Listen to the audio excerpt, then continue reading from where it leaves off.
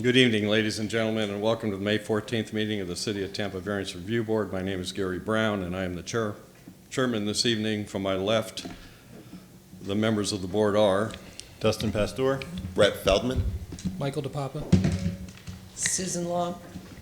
also in attendance this evening are Kristen Moore, Assistant City Attorney, Tawanda Anthony, and Eileen Rosario Ducksworth of Land Development Coordination, Brian Knox of Natural Resources, and no one from Transportation, right? Okay. It will take just a few minutes to review tonight's procedures. Cases will be called in the order that they appear on the agenda. When your case number and the applicant's name are called, please stand in either aisle to the side of the room to acknowledge that you are here. Staff will then give a brief introduction to the board of each application. When you approach the podium, please speak into the microphone and state your name, address, and if you have been sworn in. The applicant and or their agent will have 10 minutes to give testimony, present witnesses, and documentation as part of their presentation. This is your time to present all of your evidence. Anyone in the audience wishing to speak in support of or in opposition to the application will then have 3 minutes each. After that, the board may have an opportunity to ask questions regarding the application. Finally, the applicant will have an additional 5 minutes for rebuttal if needed. The time periods as stated will be kept by the chair. Any information such as pictures or plans that have not been previously submitted as a part of your petition and you intend to present at the hearing for consideration in support of your petition must be individually presented and accepted by the board. After the acceptance by the board, you will submit the item to staff for it to be entered and made a part of the permanent record. The board bases its decision on competent and substantial evidence, which is presented this evening and which meets the criteria required by the city's Code of Ordinances. The variance granted by the board will be only for what is shown on the site plan and will be compliant with any terms and conditions stated in the approval by the board. You must have 4 votes for the variance to be approved. I'm going to repeat that. You must have 4 votes for the variance to be approved.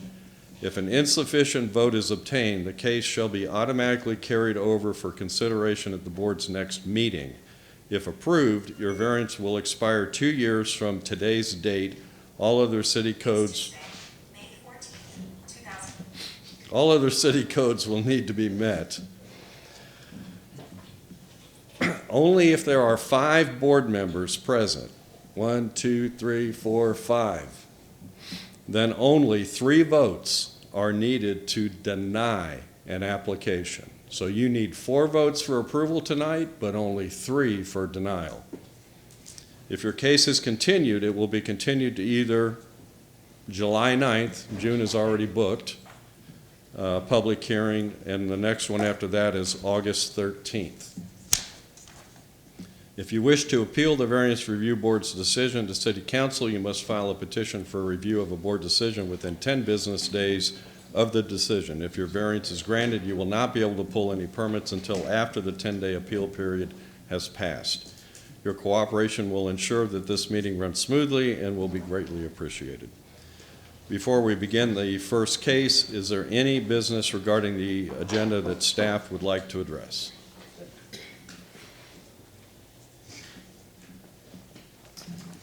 Good evening, Board. Tawanda Anthony, Land Development. VRB 1922, which is your first case, they are asking for a continuance to the July 9th hearing date. And we've already got, oh no, we're good on that. We have 7. Okay, so we need a motion on that. I move that VRB 1922 be continued to July 9th, 2019. All right, we have a motion and a second. All in favor? Aye. Aye. Okay, that's approved. And in addition, VRB 1951 missed notice and will not be heard tonight. 1951. Misnoticed, Okay. okay. Thank you. That sells that one. With no further business to discuss, is there a motion to approve the March 2019 minutes without objection? I so move. Okay. Is there a second, or do we need to vote on that? I guess. Yeah. Is there a second? Second. All right. All in favor? Aye. All right. And move to approve the last month's minutes. April. All right, is there a second? All right, all in favor? Aye. Okay, minutes are approved. I will now ask Ms. Moore to address the board regarding any ex parte communications. This time, I'll ask the members of the Variance Review Board if you've had any ex parte communications regarding any of the matters coming before you this evening. And if you've had any verbal communications, please disclose the sum and substance of that communication, when and where it occurred and with whom it occurred. And if you've received any written communications, please disclose the nature of that communication and file it in the record. See that? Okay, thank you. All right, at this time, all persons who will be presenting evidence or testimony to the board shall rise to be sworn in.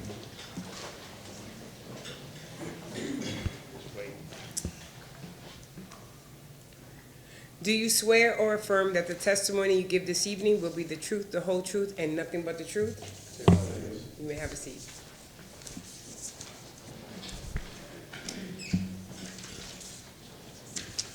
All right, staff, call the first application case. Tawanda Anthony Land Development. Our first case is application VRB 1930. The property address is 3013 East Waters Avenue. The applicant is seeking to reduce the front yard setback from 25 feet to 17 feet for renovation of an existing non-conforming structure due to a falling tree limb. The property is zoned RS60 and was purchased in 2016. The existing structures were built between 1948 and 1951. The structure that's before us today was built in 1948.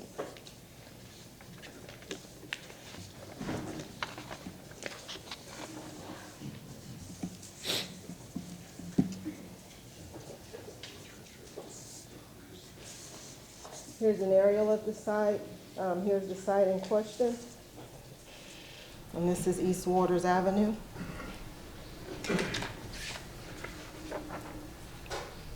Here's a photo of the property, and this is the structure in question. Here's another photo of the property, and you can see the additional structures on the property as well. And here's another photo overlooking the river.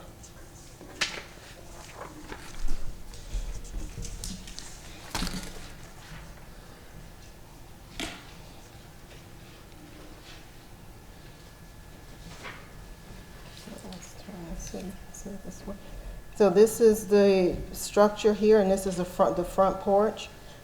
And they're requesting the setback be reduced from 25 feet to 17 feet in order to renovate that existing structure.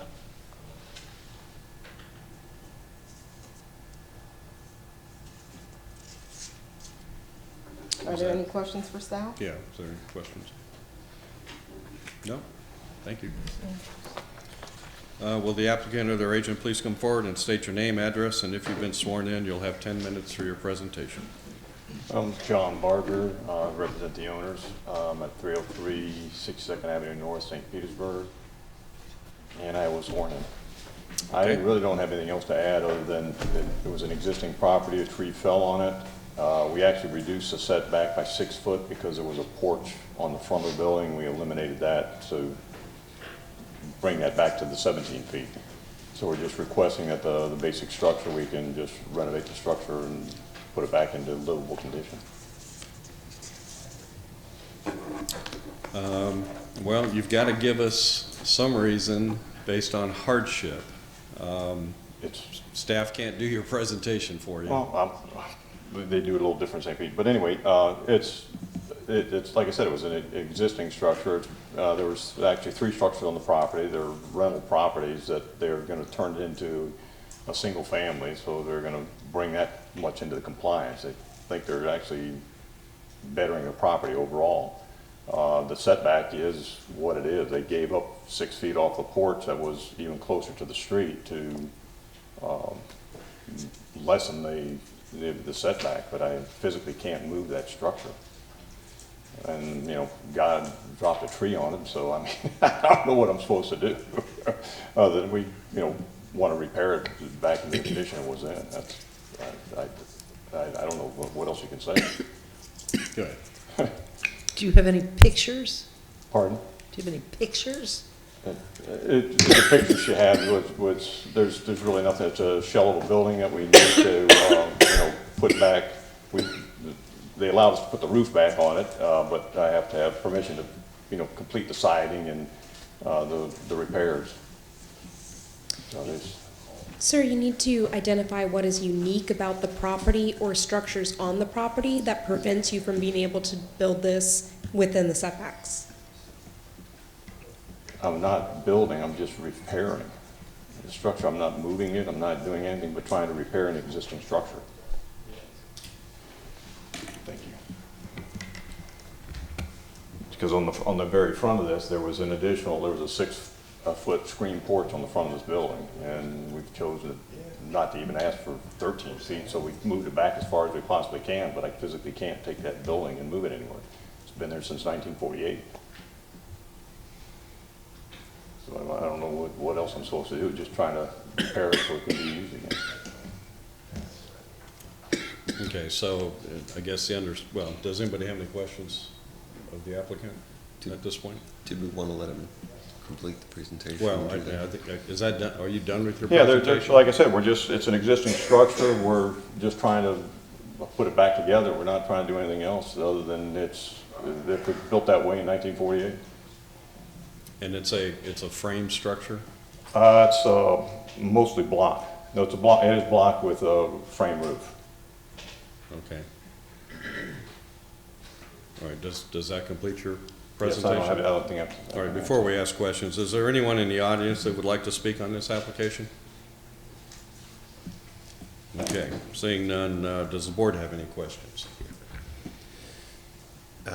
Sir, the shape of the property, it is not a rectangular, not a square shape. It's somewhat of an odd shaped property. It angles to the river. Yes, it's not parallel to the road. And you said the structure, it's a block structure. It's been there since 1948. Yes. And the tree that fell on it, is it still there? This just tree branch fell on it? A large branch landed on the roof and caved it in, so we had to. The remainder of the tree is still there, or you took the tree down? Yes, but we're going to remove the tree because we had the forester out and the tree needs to go, so we're going to remove that tree as well. Okay. That's all I have. Anybody else have any questions? You have more time if you want it. Do you? I don't have this very simple as far as I'm concerned. So we're just trying to repair a building. Okay. All right. Is there a motion to close the public hearing and move to board discussion? Any seconds? Oh, we don't need to, okay.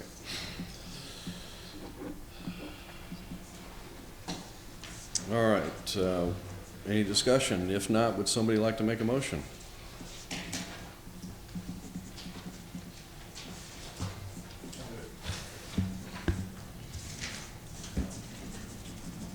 I move that case VRB 1930 for the property located at 3013 East Waters Avenue be granted as depicted on the site plan and presented at the public hearing for reduction in the front yard setback from 25 feet to 15 feet with encroachment of eaves and gutters.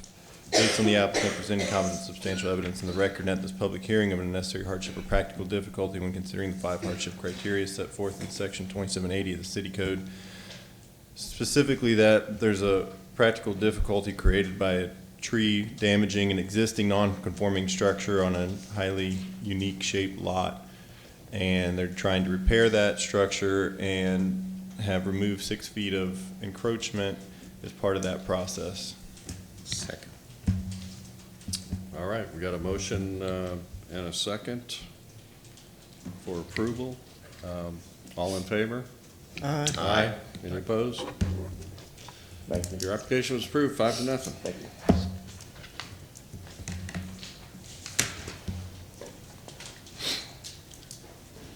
All right, the next case is VRB 1947. Tawanda Anthony Land Development, VRB 1947. The property address is 3106 West Fair Oaks Avenue. The applicant is seeking to reduce the side yard setback from 7 feet to 3 feet and the rear yard setback from 20 feet to 3.9 feet to construct a one-story addition and save the existing grand oak. The lot is zoned RS 60 and was purchased in 1998. The house was constructed in 1946. A tree consultation was completed in 2019. Natural Resources has found the request consistent and is here to speak more in depth and provide more details. Here's the aerial of the site, showing the location along West Fair Oaks Avenue. Here's a photo of the existing house, and you can see the large tree in the front of the property.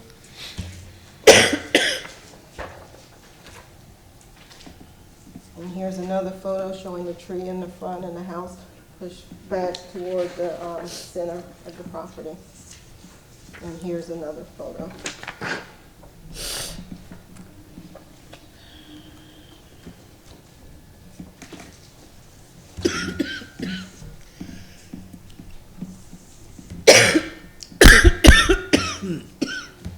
June, Christmas. This is crazy. This is a site plan, this is the tree here.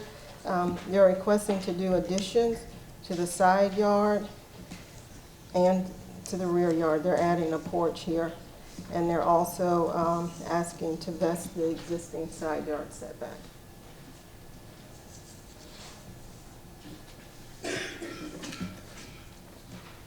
Are there any questions for staff? Seeing none. Thank you.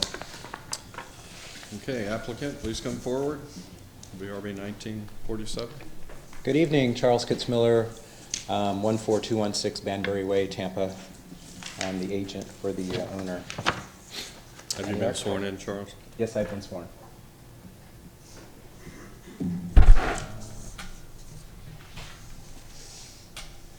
Well, here's our site plan. This is our survey of the existing property as it sits. The home was built in 1946. The current owners bought it in 1998. There's, of course, from the picture you can see there's a very large oak tree here. It's quite nice. The existing structure is the 3.9 feet from the rear yard setback. So what we're trying to do with the addition, the one-story addition, is to match that back property line, alignment of the building, and then push towards the side to create more living space. This has a ground floor master suite. The existing master suite is here. And what we're trying to get to, because they don't have any kind of garage storage, et cetera, on site, is that we're pushing the master suite back and over and creating a storage facility in the front, as well as a screen porch. Again, this portion of the home is 2 stories. This is 1 story existing that we're proposing to expand, and this part in the front is also 1 story. You can see how the existing tree has quite an impact on the front of the home, and also how it sits on the lot.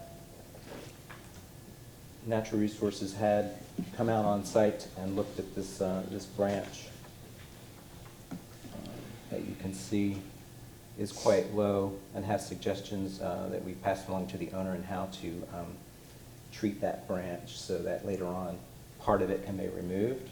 But the addition as designed is below this branch, and it will not cause the branch to be removed. We have 1 letter of non-objection, I'll just say, from one of the neighbors. They asked about what's going on because they saw the notice, and so we responded back to them, and then they were saying good luck with the project. We have no objections.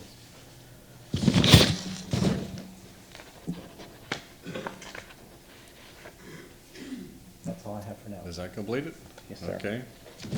Is there anyone in the audience who would like to speak for or against this petition? Seeing none, I will open it up for board questions, so either the applicant or staff.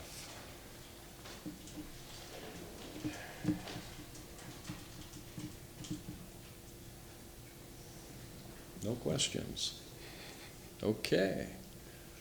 You have 5 minutes. Well, you can see why we're doing this is because we have this pretty amazing tree in the front yard that everyone's concerned about. That's why the neighbors had contacted me, and we're curious, like, what are you trying to do? Basically, what we're trying to do is make this home livable for the current owner into the future, and not mess with the tree. That's my Okay. Is there a motion to close the public hearing and move to board discussion? Moved, okay. Board, you have any discussion items? Seems pretty clear that the original house was placed there because of this tree. So, you know, no reason not to vest that and expand in the same place for the same purpose.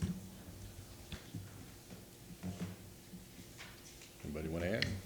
I agree with him completely. I mean, the house has been sitting there since '46. We're basically just vesting where it sits, and the tree needs to be protected. I think we all agree on that.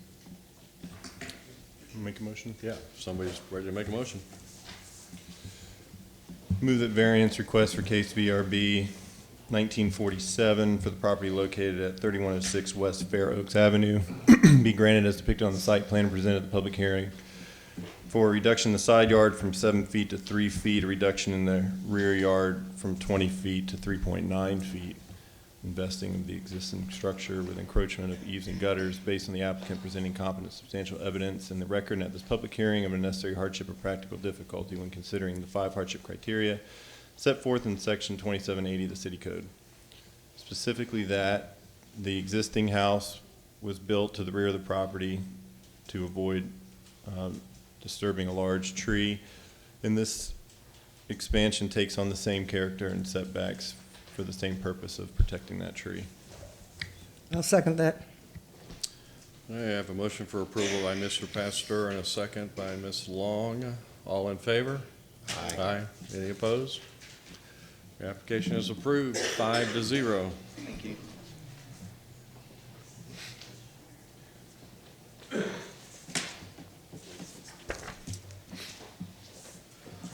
Okay, we'll call the next case VRB 1950. Tawanda Anthony Land Development, this is case VRB 1950. The property is located at 1905 East Ellicott Street. The applicant is seeking to remove a grand tree to construct a single-family residence.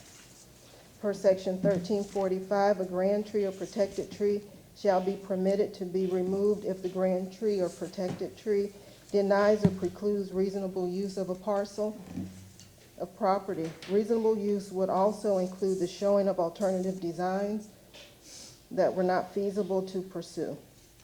The vacant lot is zoned RS50 and was purchased in 2017.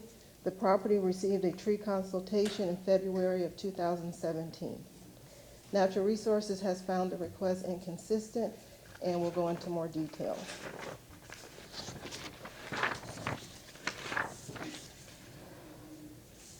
Here's an aerial of the property in East Ellicott.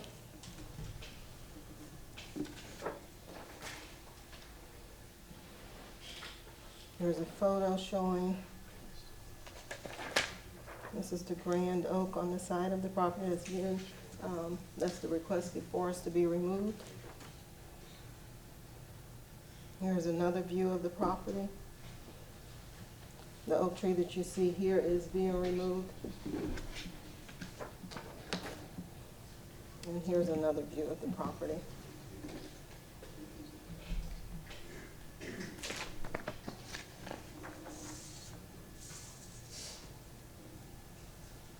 This is the site plan of the proposed single-family residence.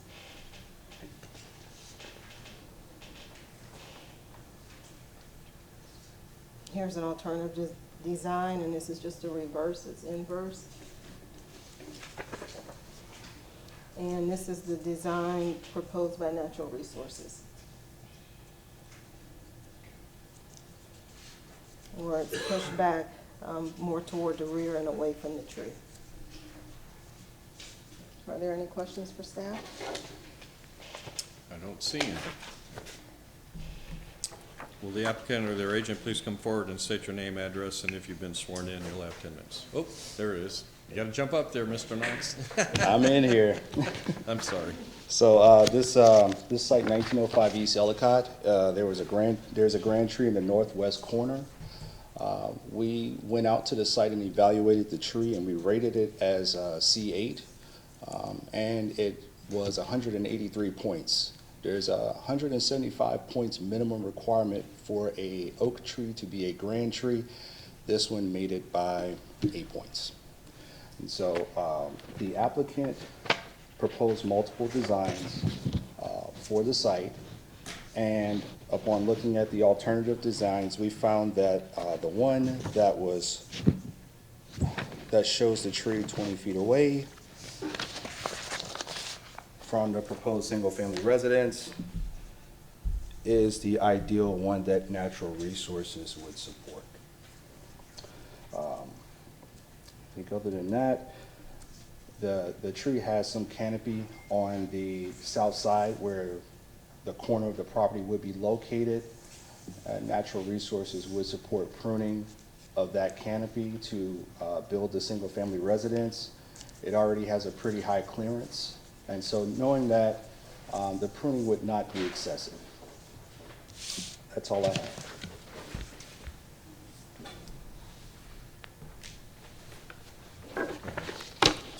Sorry, Mr. Knox, hang on, we got questions for you. just a quick question. Can you estimate the age? First of all, confirm for me, please. It says on the report, this is a laurel oak, is that correct? That's correct. Can you estimate the age of the laurel oak? Let's see, this one was sized at about 36 inches, so it's well over 25 years old. And so knowing that the tree is at a point where it's reached its mature status, and so the tree has some viability to the overall canopy structure for the city of Tampa. And knowing that, I didn't see anything that would warrant the tree to be removed by code. It's not a hazardous tree, right, by any means. It's not a hazardous tree in the sense of a tree in terms of its overall structure. Now, there are components of this tree that would warrant concern because of the species of tree it is. And so for me, that would be codominance, and that would be the indicator of why it was rated C8. Everything else on this tree has a higher status or a higher rating except for that trunk structure. Last question for me for now. If this tree were hypothetically to come down, what would be the replacement? Would it be inch for inch? It would be inch for inch replacements. Okay. Thank you. Does Natural Resources have a standard or an ability to reduce the 25 feet any amount with alternative construction types? We do. Like here in Lentil or anything like Yeah, that? we do suspended flooring. We work with the applicant if we do some excavating and see the visibility of the roots, and it is determined that we can actually do the suspended flooring. We do allow that. We also try to work with the applicant to maneuver the home so they could save a tree and build their single-family residence as intended. If you were to look at alternative structures, is there a minimum distance that, a line that you don't cross, like is it 20 feet or is it 15 feet, or is that just case by case? It's case by case. Every situation is different for when we are seeing which trees should be preserved and which ones would preserved in terms of suspended flooring, and which trees would we would say, hey, you need to push the building further back. Mr. Knox, there was a tree on the other side of the property that's marked to be removed. and that's okay, that's not an issue? The one I'm assuming you're referencing is the tree, the camphor? Yeah, that's what it says here, camphor tree? Yes, and that's what the initial discussion was about on this property when the tree consultation began. It was simply to ask, can we remove this tree? And we said this tree can be removed. And so later on, we got information that the grand oak tree is also being proposed to be removed. Okay, but by the site plan, I'm just curious, the camphor tree appears to straddle the property line. So That's correct. is the assumption that the applicant and the neighbor are working together to remove that tree? Because the neighbor would have rights, would they not? That is correct. So Okay. there would have to be a good neighbor notice.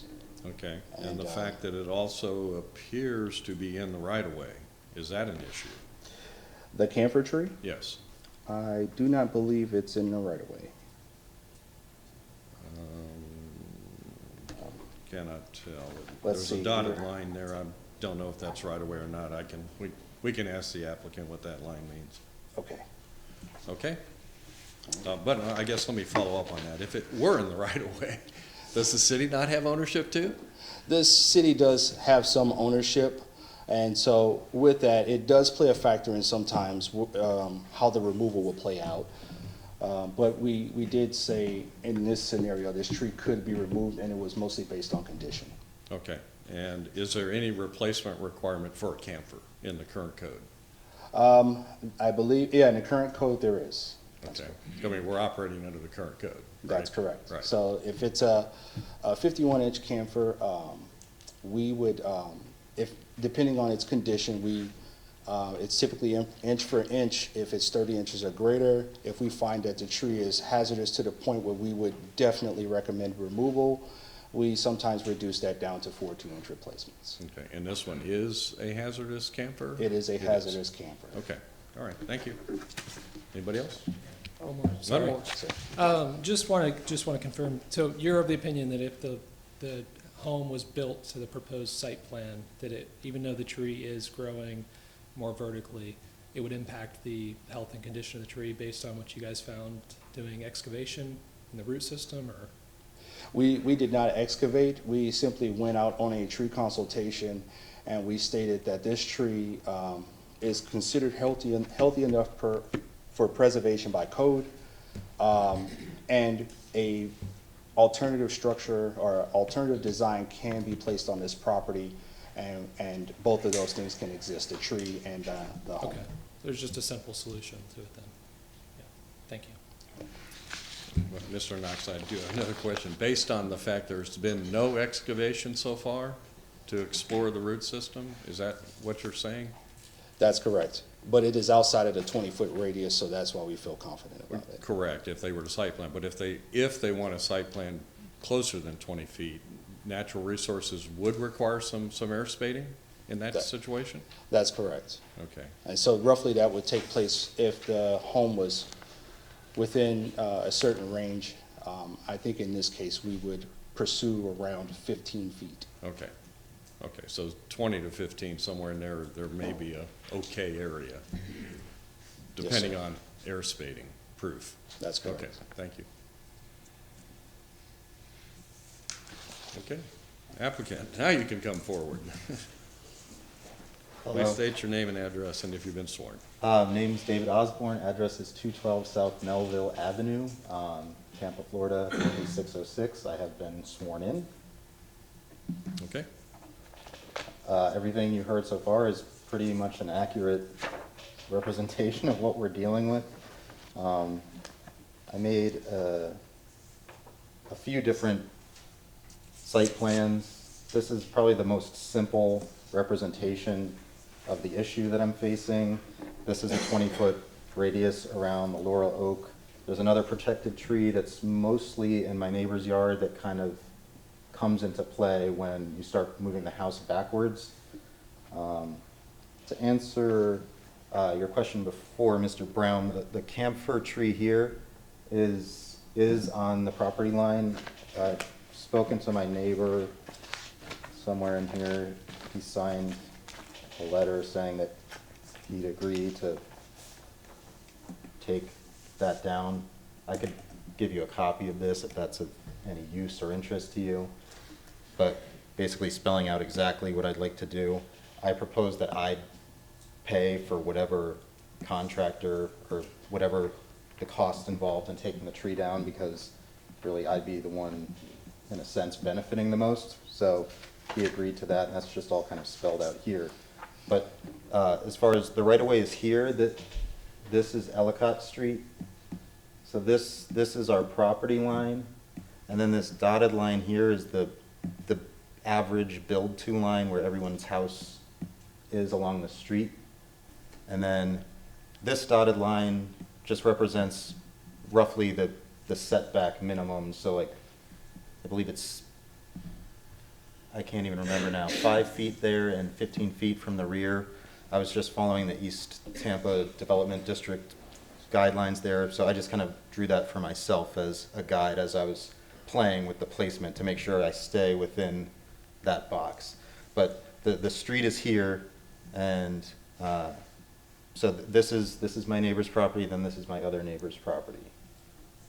I guess as far as kind of what my issue is and on the hardship resulting from the proposed remedy is, at best, if we were just to assume that the roots ended there and we moved the house back, I'd need to go closer outside of the setback limits there, which I assume I'd need some kind of special permission for. But the cost to me is that I no longer have a functional backyard.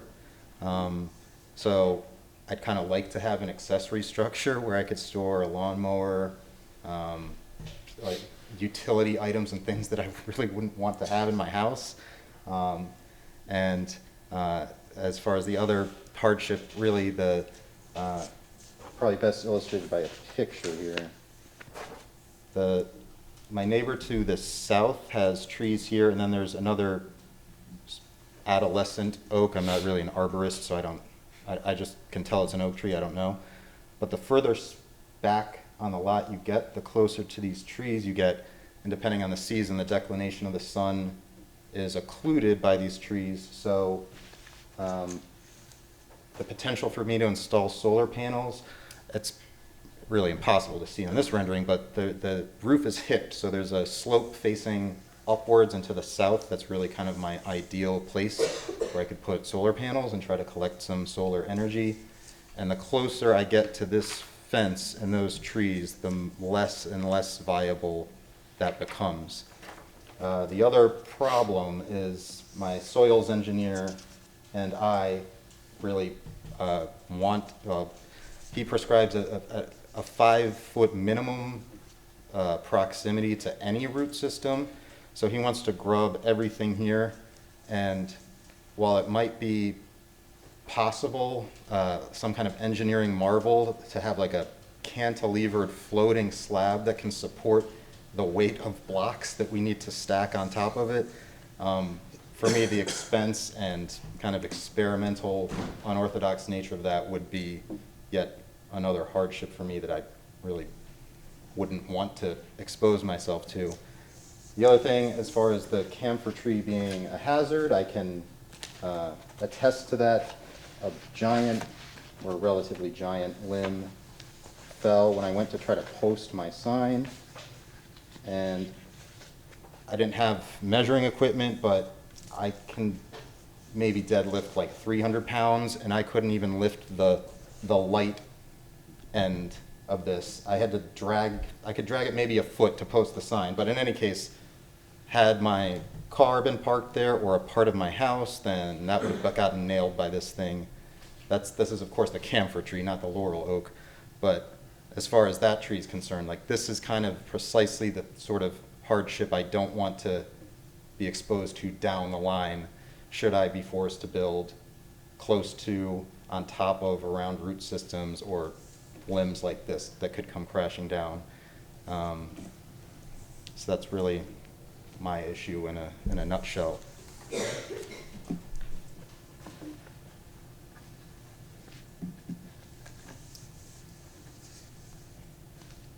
You still have a few minutes if you need them.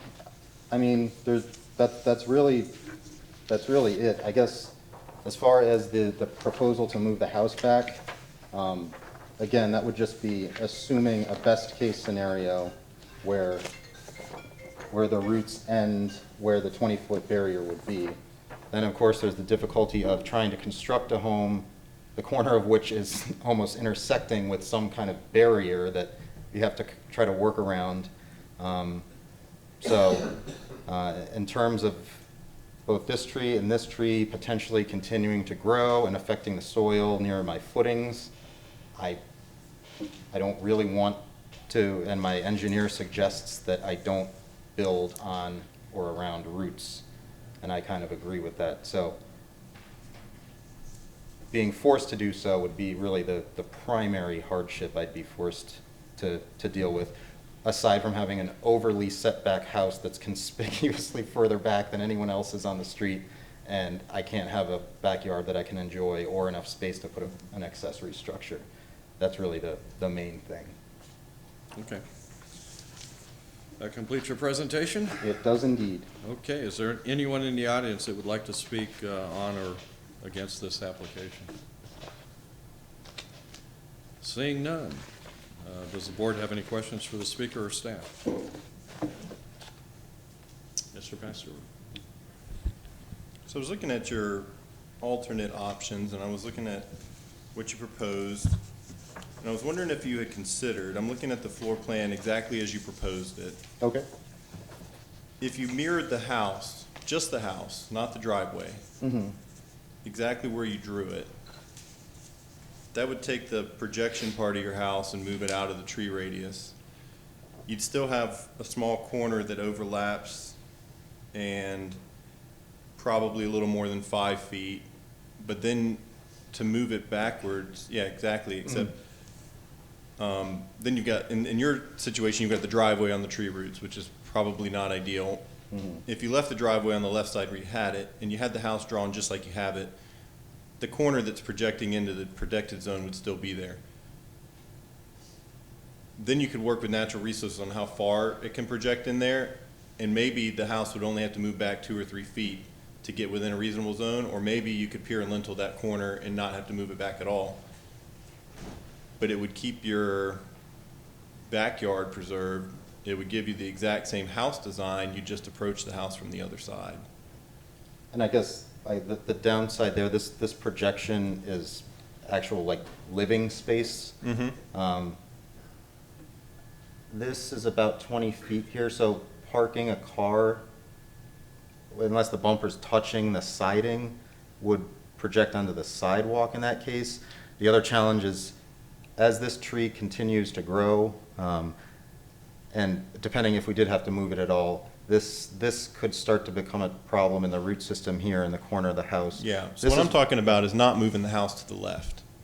Leave the house where you originally proposed it. Okay.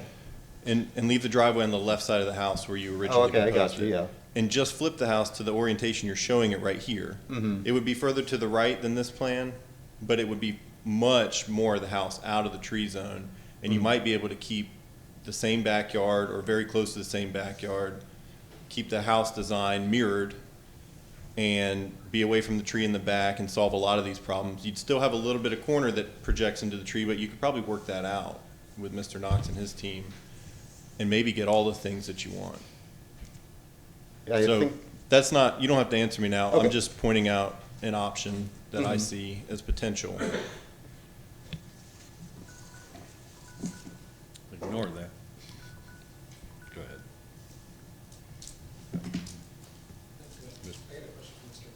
Oh, all right. Okay, go ahead. What is the square footage of the proposed home? The actual footprint is about 1,560, I want to say, and when you subtract the thickness of the walls, it's concrete masonry units that have furring for siding on the outside. It ends up being about a foot thick, and I believe it ends up being 1,480 something, 86, somewhere in that neighborhood of actual conditioned space inside. And this, this proposed alternative design that you've got up here in front of us, did you have others that you submitted? I didn't see this one in the packet, but maybe I missed it. I believe, I've submitted this at least to Natural Resources before. We were talking about maybe doing this, and of course, having the driveway, as it appears here. We also discussed, why don't you use the alley and try to make some kind of driveway here, but the alley is closed off. There's trees, fences, there's a masonry wall back here, and that's just in my yard. So you'd have to kind of drive through people's sheds and property. There's really no alley, is basically what I'm saying. So we tried a few other plans that might not appear in the packets that you guys have, but in the course of trying to get to these as the options worth discussing, this might have been one of those, or we've tried all kinds of things. Okay, and it would be helpful for us, because that is one of the criteria that we need to consider, whether you've submitted alternative designs. It'd be helpful to us if you had those and could submit them for the record. Okay. Well, So- for the alley one, that was one of the proposals, like, show us an example where you use the alley, so I just had to let them know, like, I could draw something like that and imagine there's an alley, but it's not there. I don't really see how much value we would get from that. Understood. And one last thing, you drew the average front facade build-to line for the block on there. You're a couple of feet in front of that. Do you know how far? That is, and this is just kind of my best guess. Miss Anthony was kind enough to average the number and tell me.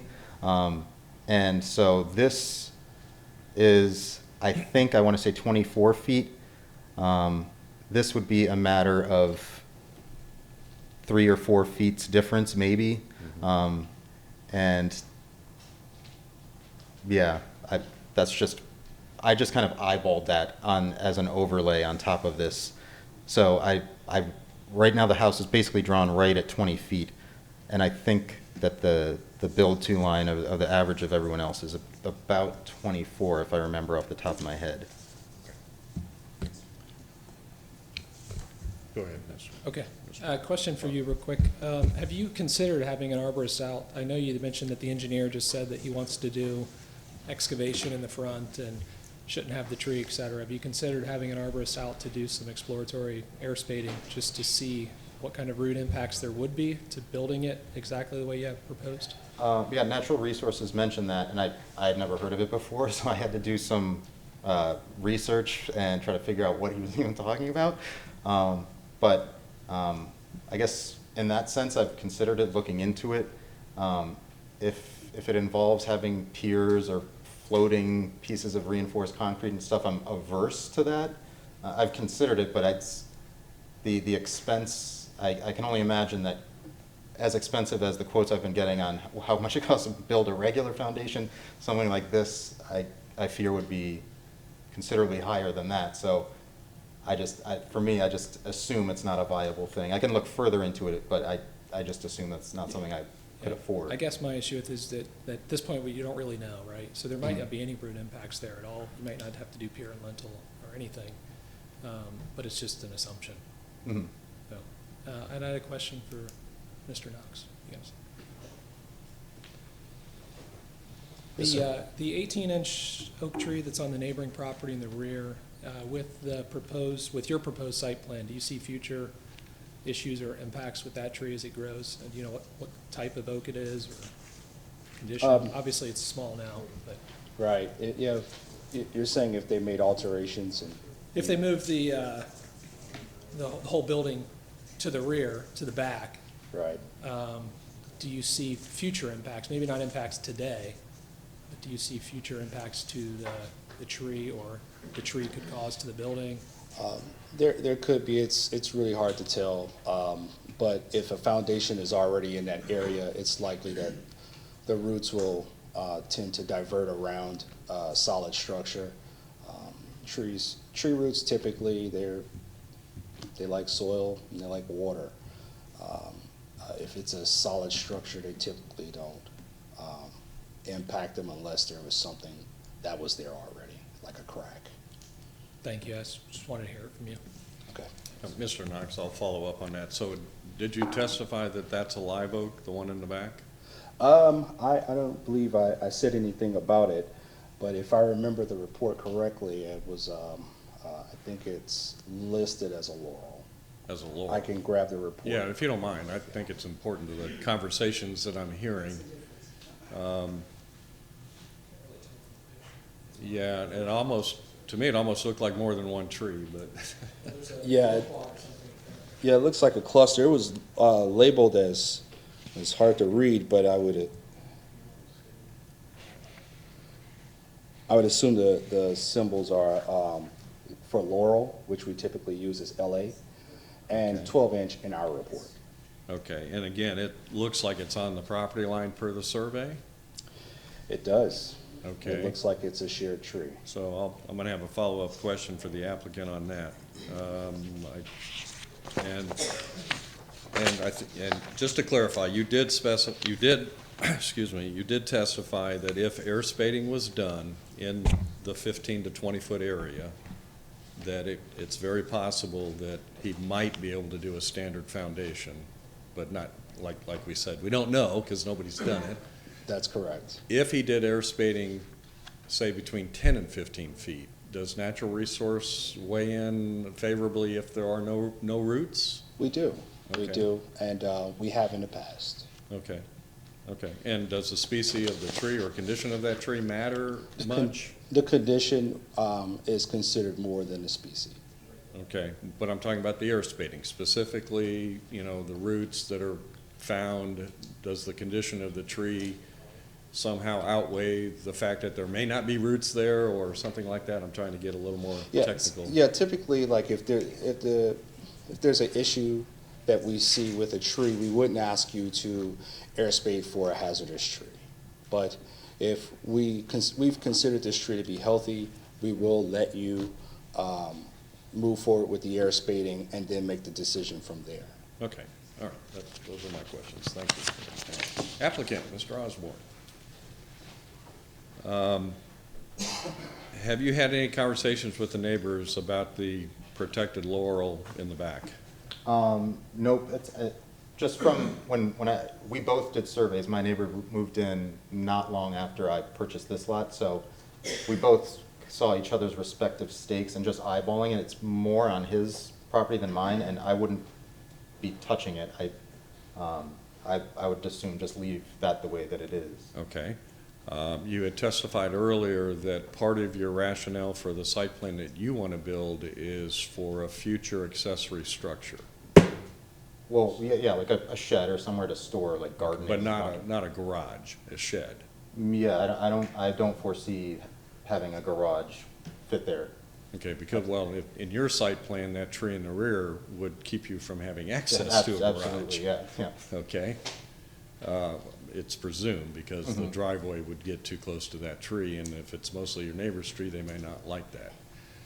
So, having said that, the idea of this plan that's currently up and having the drive, well, there's two thoughts going on here, but this plan that shows the drive on the right-hand side, which would be impacted by the tree in question.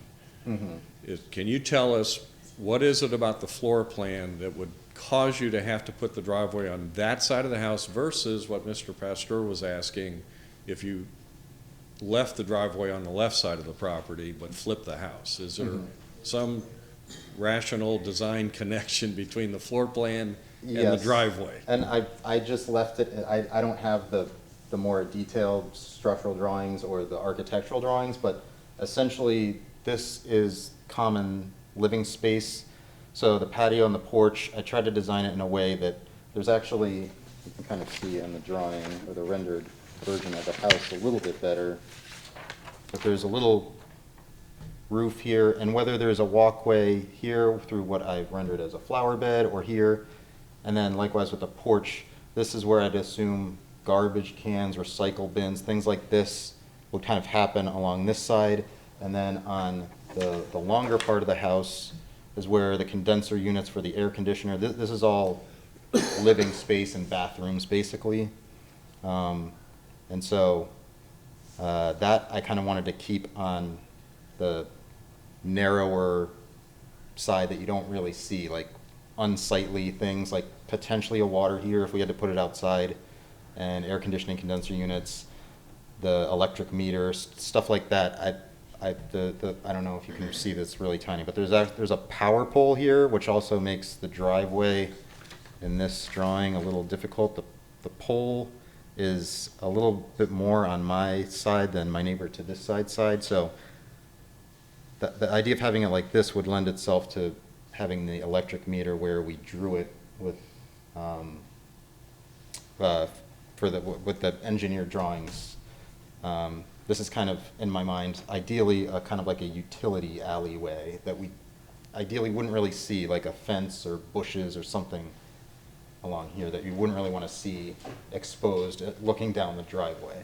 Okay, so there's no door, there's no exterior door on. Oh, no, there's no door here. There's or- windows. I mean, but- it doesn't appear that there's one on either side. It's just the front door, the connection of the open porch, as you stated, is the main reason. Yeah, Okay, all right, thank you. sure. Go ahead, Ms. Long. I'm looking at this, and from what I can see, correct me if I'm wrong, you're proposing to remove every tree on your lot except the live oak in the rear, which is mainly on your neighbor's yard, and the one that we're discussing, am I correct? Yep, there's also a loquat tree that I really have no problem with. My only assumption was if, for some reason, you can kind of see here, I'd like to have, since there is no alley, the means for someone, I don't know why, if somebody needed to get in the backyard to do like repair work or like a crane or a forklift or I don't even know what, to have them have the means to get to the backyard, because there'd be no other way. But really, for the time being, I have nothing against this loquat tree here. It did break, and a huge chunk of it fell off in a storm, but it seems to still be alive. And if I can save myself the expense and the energy required to get rid of it, I'd just as soon leave it there. I see an extra, and it's only a 10-inch tree. Mm-hmm. Okay, that's what I wanted to know. Thank you. Sure. Any other board questions? Staff or applicant? Seeing none, you have 5 minutes for rebuttal. Okay. I guess you've heard me talk much longer than anyone else, and I thank you for listening and apologize for how long this has taken. But I guess really my main thing is I kind of designed the house this way after years of trying every other conceivable way that would work for what I'm envisioning and kind of need. And in this case, I probably have an accessory structure not on top of the roots of this protected tree, but somewhere over here. In the other plan, there's only about 11 feet of space here. And so to try to, plus there's a 2-foot roof overhang, and it just, as far as being able to relax in your backyard like every other neighbor on the street, there's not going to be very many fun times had at a barbecue at Dave's house in this kind of a situation. I prefer to be as far away from this tree as I could, because I don't want things happening like the camphor tree, big pieces of it falling off, either the roots messing up my foundation or limbs smashing my roof or severing the power line with the Tico pole there. I guess the immediacy of the hardships are obvious, because I just want to be able to build a house in line with everyone else's, have a backyard, and not be precariously balancing over or around roots. But in the long term, I also don't want a tree falling on my house or any other sort of physical or expensive structural pain and hardship 5 years from now, 10 years from now, if I can avoid that.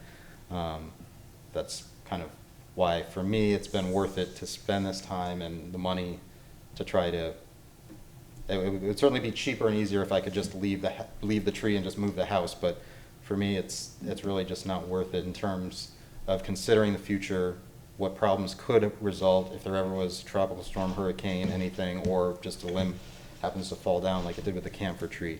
I just want to try to build the safest, most structurally sound house that I can and avoid as many pitfalls and problems as I can.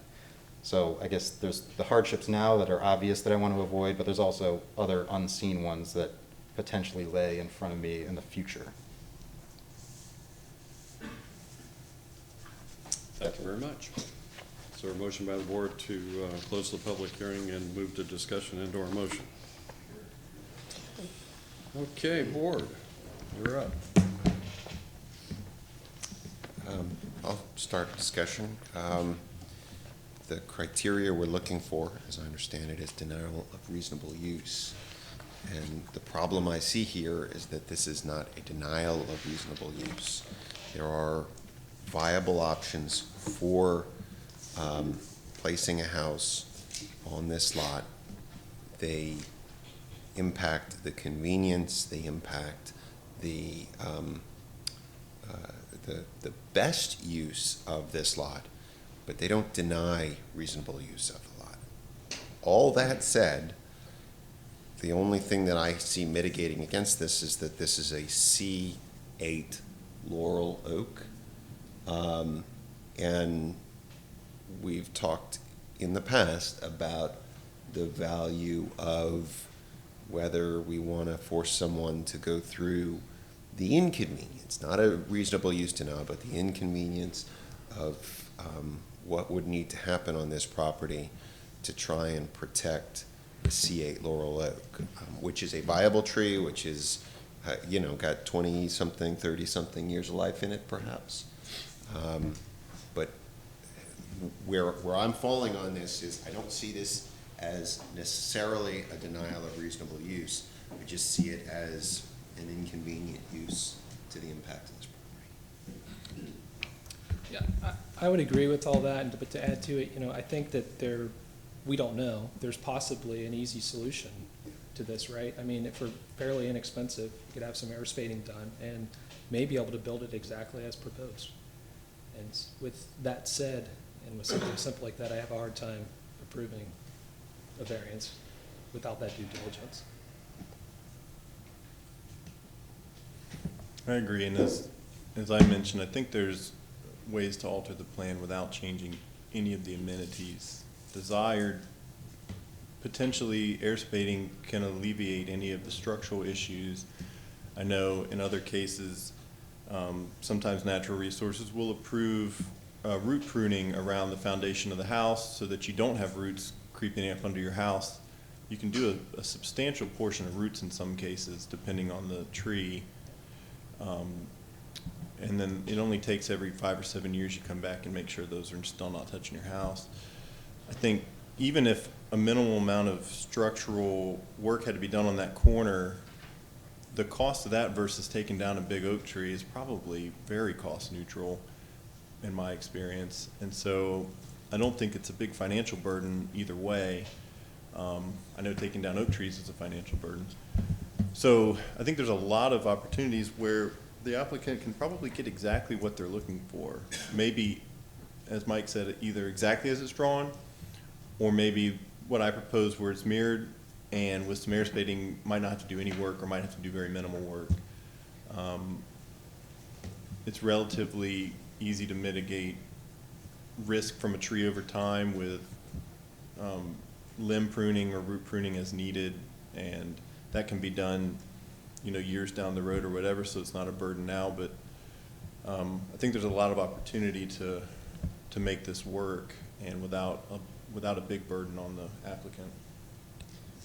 Yeah, I also want to point out, it is a C8 laurel oak, but it's a laurel. Mr. Knox testified it's because of its codominant nature, which is every laurel oak out there. So that's not really any different than any other tree. He said structurally, other than that the tree was very healthy. Ms. Long, do you have anything? I agree with everything that's been said. I don't have a hard time arguing with any of it. I don't disagree with the fact that we are missing some information specific to the air spading research that wasn't or hasn't been done. It would be nice if an applicant really fully understood what that meant and what the costs were, because they're very minimal, and it would help these kinds of cases tremendously for everybody, you know, the applicant as well as the board, if you're still choosing to ask for the tree to be removed. I'm inclined to let a laurel oak, a C8 laurel oak, come out because my feeling on that is that the tree has to be mitigated. There is a significant cost and number of trees that get planted when this happens, to the extent that they wouldn't even all go back on your own property. They'd be planted elsewhere in the same neighborhood, most likely. And that the long-term benefit over 30 years is that we'd have a whole bunch of big trees instead of this one tree that was actually starting to die. And the issue with laurels, as we know, is that when they start to fail, they can be catastrophic in terms of limbs that come down in storms. And to try to move a house closer to one is counterintuitive. So, I mean, that's my issue. If it's a live oak, I think it's a totally different scenario. Now we're looking at a house that's going to be there for 100 years or so, but the tree will be there for maybe 100 to 300 years. But that's just not the case with laurel oaks. The house will be there for a lot longer. But having said all that, sure would have loved to have seen, you know, the possibilities of moving this house into that 20-foot radius, maybe even 15-foot radius, with the proper air spading. So those are my thoughts. Just one more thing. I mean, had the applicant come and said, I did air spading, there's root impacts, this is a laurel oak, all the things you just said, I probably would be inclined to actually support this and go forward with the removal. Yeah, the other thing I did want to throw out that the tree in the rear, if the house isn't pushed back, is going to have plenty of room to grow and mature, and both neighbors benefit with that one in the backyard. So, I mean, the idea of pushing this house back doesn't appeal to me because of that, and it does create a hardship with lack of reasonable use of a backyard, especially with a small home on a relatively small lot. To me, that's also counterintuitive of what people want when they build homes. They like to have usable backyards, and if they can have usable backyards with big trees, that's even better.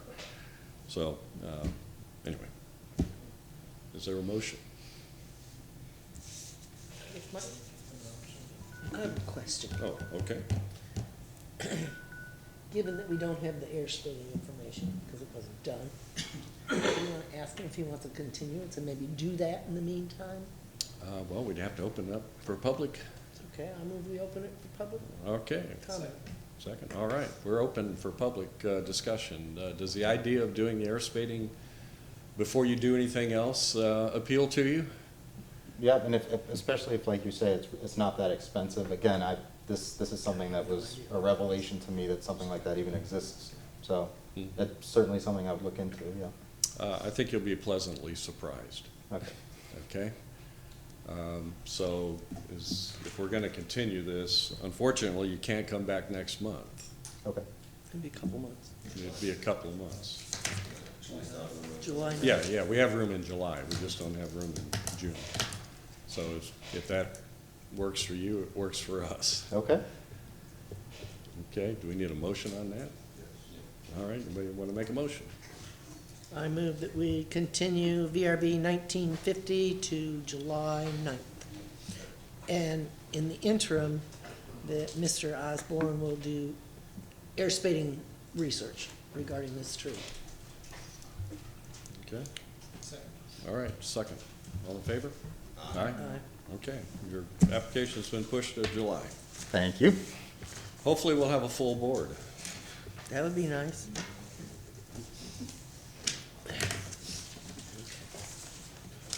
Okay, staff, next VRB case 1953. Tawanda Anthony Land Development, this is application VRB 1953. The property is located at 5010 West Leona Avenue. The applicant is seeking to reduce the side yard setback from 7 feet to 5 feet for a one-story residential addition.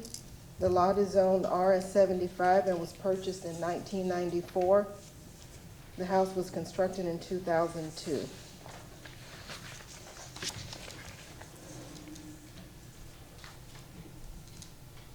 Here's an aerial of the site. And here's the property in question, in West Leona Street.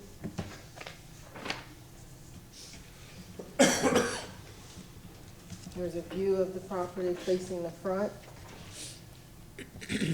Here's another view of the property.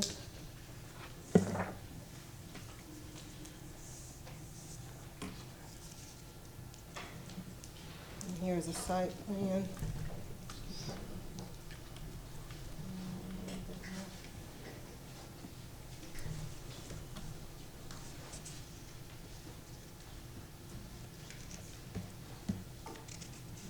And they're requesting to reduce the side yard setback from 7 feet to 5 feet for a residential addition.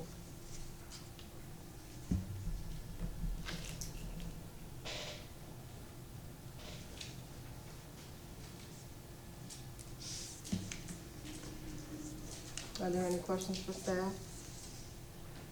Not yet. Thank you. Okay, will the applicant or agent please come forward, state your name, address, and if you've been sworn in, you'll have 10 minutes to present. Yes, thank you.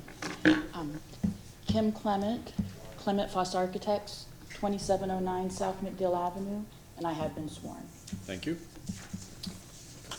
This house was built in 2002 by my clients.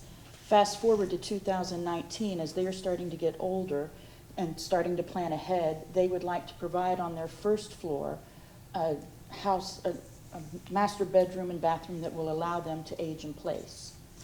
The area that we are requesting, there is an existing bathroom there, and we can make this an accessible bathroom. I'd like to show you some photos. Where did they go? Here we go. Let's see. Are you going to Elmo? Can you Can help somebody out? help her? Can somebody help? Wanda? Thank you. Oh, okay. There we It's go. big. I might need Maybe zoom. Oh, okay. Maybe, The other way. The other way. There you Okay, go. thank you. Perfect. I think, okay, I'll need help in a minute again, thank you. That's the front of the house, which I think Tawanda did a nice job in showing. Another close-up. At the rear? This is the back of the house. They have a nice big backyard. You can see some trees here that we want to not get too close to. Just another shot, maybe better trees. And this is the area in question. This is from Leona Street looking to the back of the property. And this is where there's an existing encroachment now. There's a bathroom in that area. This is from the back of the property looking back towards Leona Street. You see that same bump out. And here is a little bit of a side view of the area that we're talking about. And the owners have spoken to their next door neighbors, who are really the only people that would be directly affected by this addition. And I do have a letter in support that they have no objection to this, granting this request. Can I submit that? Thank you. We sent out 30 notices. I think I had about 3 phone calls, and there were no objections on hearing what we wanted to do. For reference,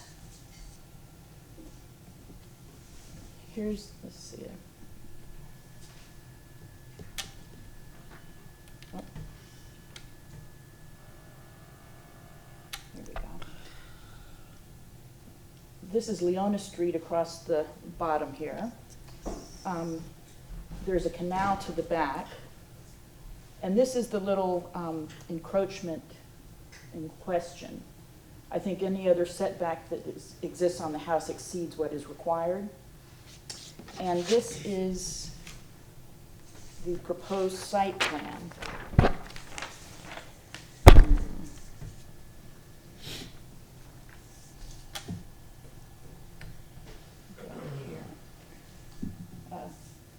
The canal is this way and Leona Street is this way. We are proposing an addition to the rear of the house, but we're trying to keep it as minimal as possible because there are 3 nice large oak trees that we don't want to get too close to. And so we will be coming back some towards the rear of the house, but we're really trying to keep it minimal and preserve as much yard as possible. And this is the area that we are requesting the variance for, and that is about 7 square feet total. It's 2 feet by 3.5 feet, but that would allow this plan to work, give them their accessibility. In closing, I think we're asking for a minimal encroachment. We want to be able to allow the accessibility. These clients love their house and would like to stay there for a long time. I thank you, and I hope for your positive consideration. That completes your presentation? Yes, I believe so. Okay. Is there anyone in the audience that would like to speak on or against this application? Seeing none, we will move to board questions of the applicant and/or staff. Yes, sir, Mr. Pastor.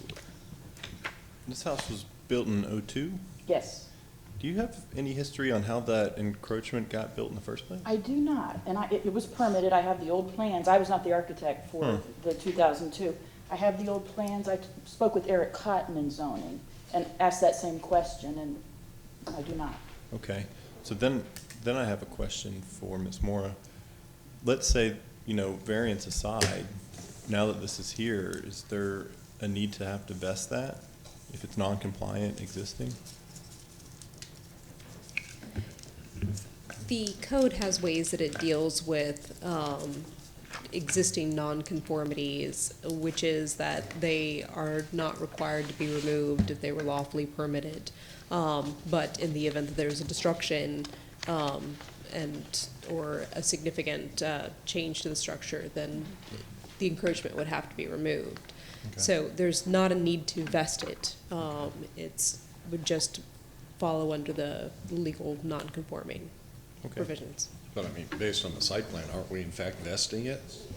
Because it's drawn on the site plan. If approved, If it would. If approved, If approved. yeah. Right. Right. If it got burnt or damaged, they could build it back. Correct. Okay. Thank you. Anybody else? My question is, what's the purpose of that bump out? I mean, it's only, a foot or something? It's what we need to make the plan work for an I'm accessible not arguing bathroom. that, I'm saying that whole bump out Oh. was there. That was part of the. You're adding a little tiny piece at the end. Yes, ma'am. What's the whole purpose of that? I mean, Well, I don't know what the original purpose was. It's a bathroom right now. okay. Thank you. I don't know why it was done that way. So you're expanding the bathroom? Yes, Okay. All right. but as minimally as possible. We understand. Any other questions? Seeing none, you have 5 minutes for rebuttal. 7 square feet, I don't know. Okay. Is there a motion to close the public hearing and move to board discussion and/or a motion? Okay, board, at your pleasure.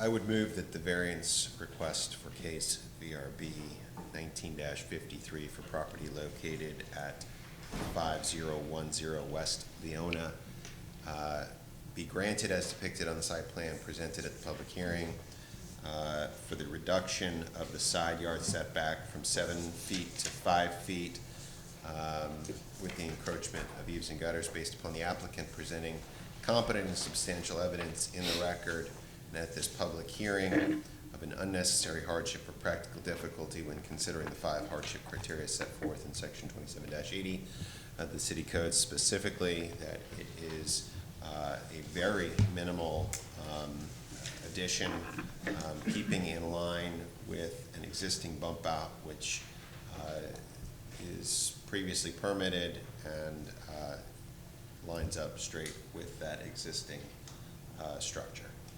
Second. Mr. Pastor, second. Mr. Feldman made the motion. Yeah. We'll give it to Mr. Pastor. All right, so all in favor? Aye. Any opposed? You were approved, 5-0. Thank you all very much. Appreciate it. Okay, staff, we're ready to call the next case, VRB 19-57, Sandpiper Ridge.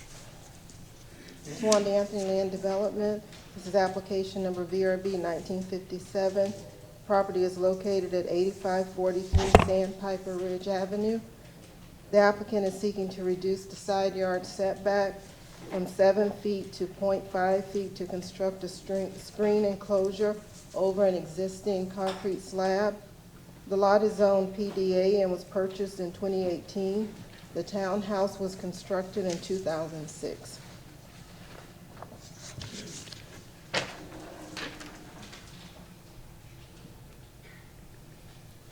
Here's an aerial of the development, and here's the site.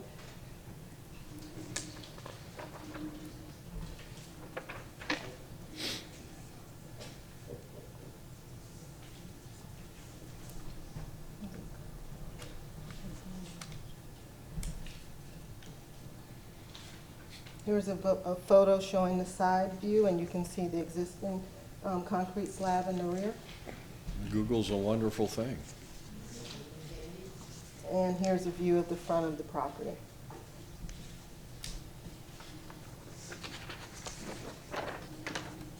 There's also a photo of the rear where they're requesting the, to put in the screen enclosure.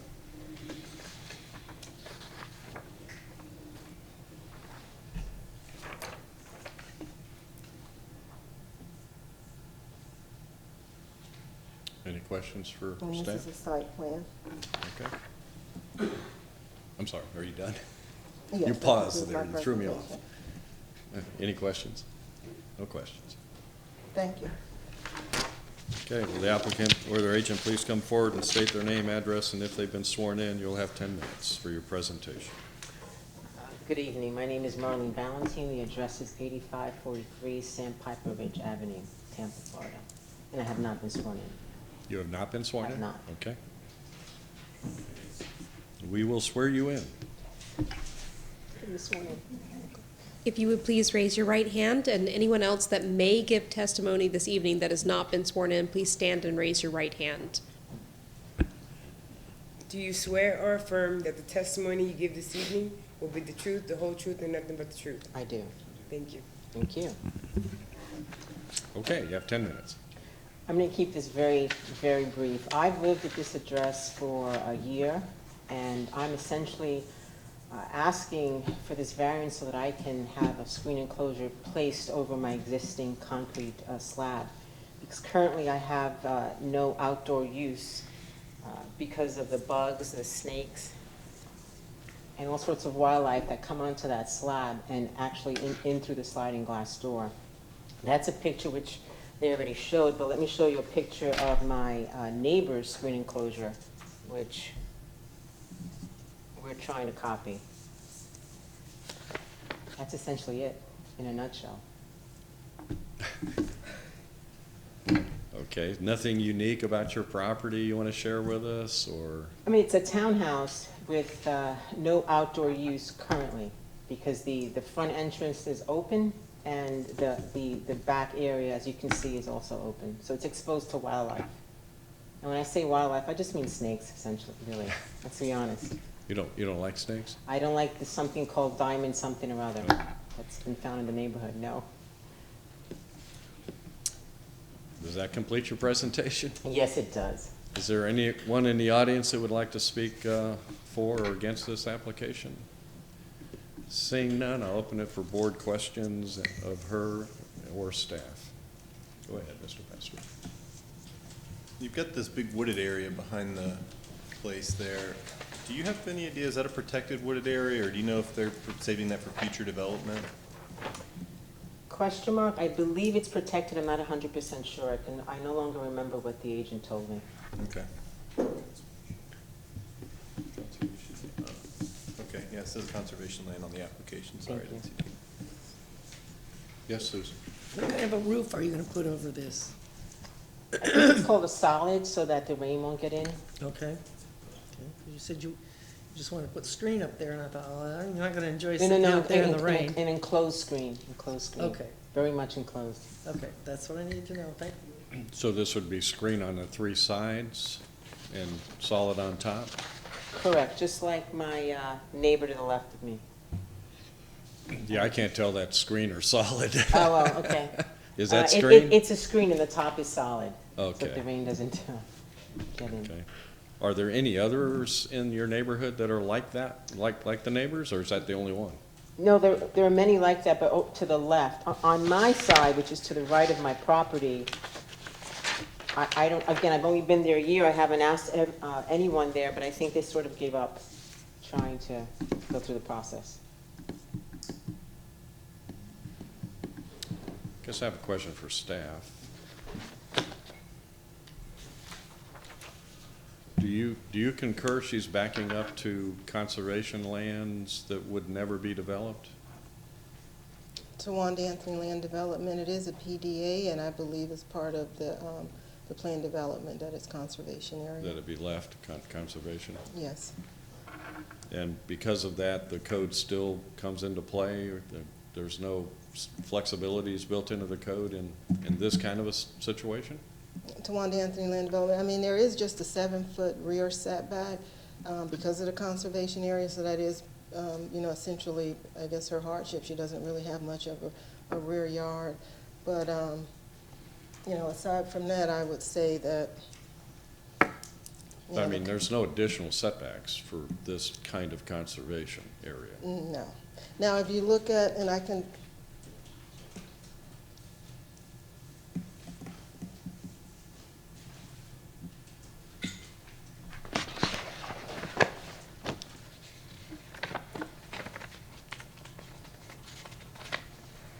if you, I'm trying to find a picture that shows some of the other structures along the rear. So some of them have a more of a deeper backyard than her building. So for her building, it's 7 feet, but it's not the same for all those along that conservation area. And that's because it was a PD approval, right? Correct. Yeah. So But that's nothing in the pretty much- PD, there's nothing in the PD that grants different setbacks for things like screen enclosures up against the conservation area. There's nothing in the development agreement that provides for that type of Okay. relief. Okay. Tawanda, real quick. Yeah, go Do ahead. you- Do you know if the other screen enclosure was permitted, or was there variance given for it, or? Tawanda Anthony Land Development, I'm not aware. Question for the applicant. If the board were inclined to approve your application, would you be willing to leave it screened on the three sides and never enclose it? If, in other words, if the approval was subject to, it would always only be screened on the three sides. You could put the roof on top, maybe. I'm not saying we will, but would you be agreeable to only having screen on the three sides? If the three sides are screened and I can avoid having bugs getting in, sure. Okay. Okay. Hopefully other I'm questions? understanding what you're saying. Well, sometimes we'll do approvals that are conditioned on things like screen porches where you can never enclose them, like with solid walls and windows. You would always have to leave it as a screen wall on three sides. And the board, from time to time, might make that approval, knowing that the applicant was okay with it. Yes, I understand now, yes. Absolutely screened, that's all I Right. want. Okay, so you would be okay with that? I'd be fine with All it, right. yes. Any other questions? Okay, you have 5 minutes for rebuttal. I have nothing else You have to nothing say. else to add? No. Okay. Do I have a motion from the board to close the public hearing and move to board discussion and/or a motion? Okay, have at it. I think the conservation area is what does it for me, and the severe lack of a rear yard. And, you know, the fact that the neighbor has it doesn't necessarily make it okay, but it does speak to continuity of the character of the neighborhood, which is part of our criteria. So, like I often say, the rear neighbor is the one most affected by rear decisions, and in this case, there is no rear neighbors, so I don't have an issue with it. If anybody else has anything. I lived there, I'd be screening it in too, period. Or I wouldn't live there at all. That's kind of where I would be. So I'd like to make a motion to move that variance request for case VRB 1957 for the property located at 8543 Sandpiper Ridge Avenue be granted as depicted on the site plan presented at the public hearing for a reduction in the side yard setback from 7 feet to 0.5 feet. Is that wrong? It's one Anthony Land Development, that's for the rear yard. Yeah, okay. So rear yard setback from 7 feet to 0.5 feet with encroachment of eaves and gutters based on the applicant presenting competent substantial evidence in the record at this public hearing of an unnecessary hardship or practical difficulty when considering the 5 hardship criteria set forth in section 2780 of the city code. Specifically that this property has little to no rear yard. It has no rear neighbors. It faces the conservation area. We have a We question have a for question legal. just Yeah. a discussion on this motion. The application says side yard that I have, side yard setback from 7 to 0.05. Can we confirm that that was properly noticed for rear yard? The handwritten one does say rear. Okay. I just, better to be safe than sorry. Was it properly noticed? It does appear that it was properly noticed for rear yard. Thank you. Motion on the floor. Second. All right, I have motion to approve with no conditions. What did you? Oh, with the condition that it never be enclosed. Second. All right, I have a motion for approval with conditions that it never be enclosed, second by Mr. Feldman. All in favor say aye. Aye. Any opposed? We're batting 1,000, 5-0. You've been approved. Thank you very much. Have a good welcome. night. Okay, we move to hear the next case, VRB 19-58, located on North B Street. Tawanda Anthony Land Development, this is application number VRB 1958. The property is located at 3922 West North B Street. The applicant is seeking to remove a grand tree to construct a single-family residence.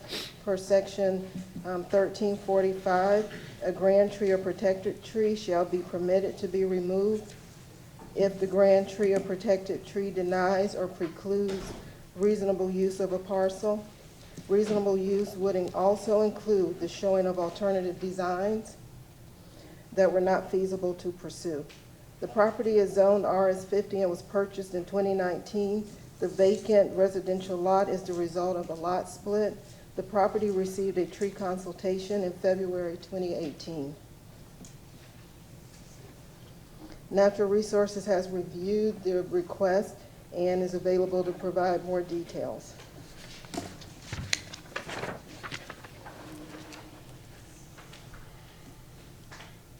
Here's the aerial of the site, here's West North B Street, and here's the site in question. Here's a photo of facing the front, and you can see the tree.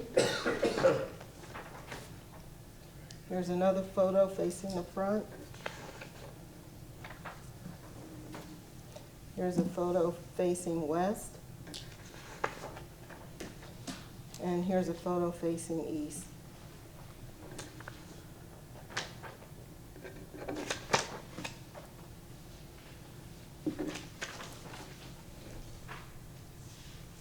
And this is the proposed or requested site plan. Are there any questions for staff?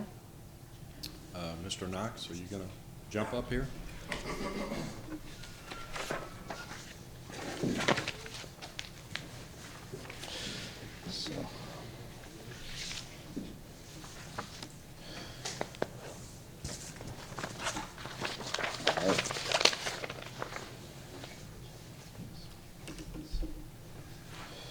So Natural Resources did an inspection on the tree. It was measured at 33 inches. And the total points for this tree is 177 points. 175 points are required for an oak to be a grand tree, and this one was 177 points. It was rated B7.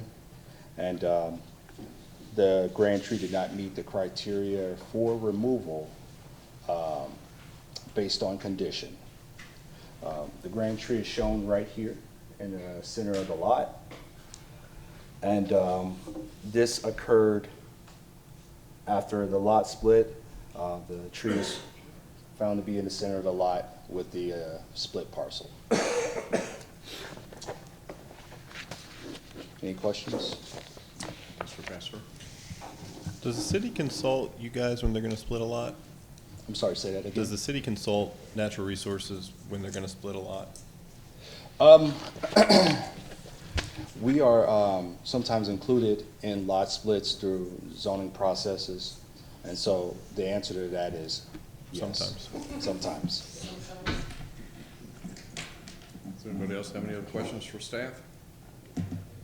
Okay, you're excused.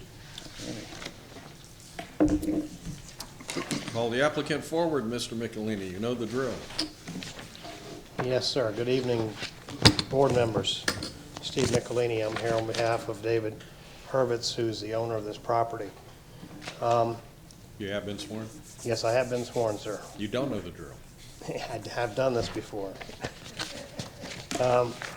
Let me start by you've seen this already, but the tree actually spans over into the neighbor's property.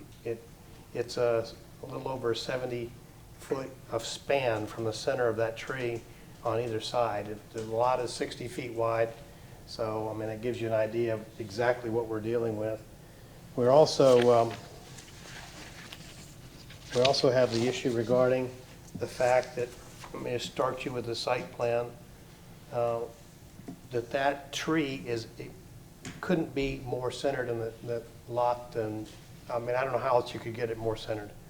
And then when you consider the span, and I have sort of I've dotted in some span widths here. If you look at the center of the tree, this is 10 feet, this is 20 feet, this is 30 feet. You have 61 feet of span north to south and 70 feet east to west.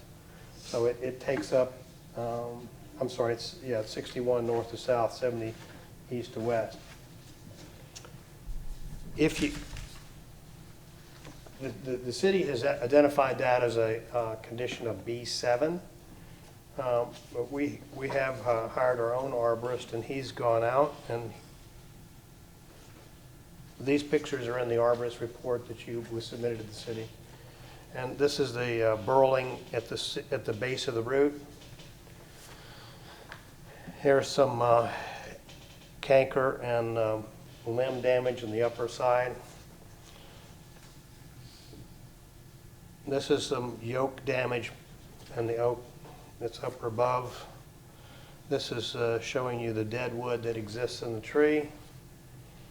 These are some structural damages in the limbs that you can see that they're potential failure. And the fact that this tree, based on this photograph that I just showed you,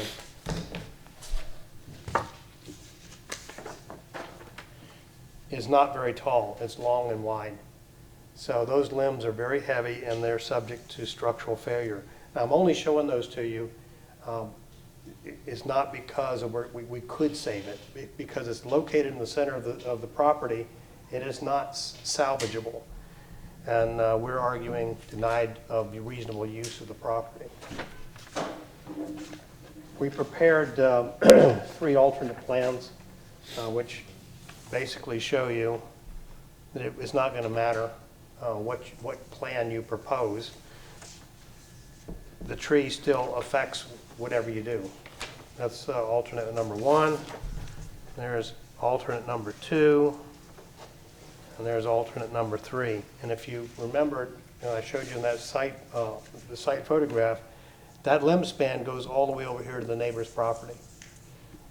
And in discussions with that neighbor, they are very interested in having that tree removed because it potentially affects their property as well.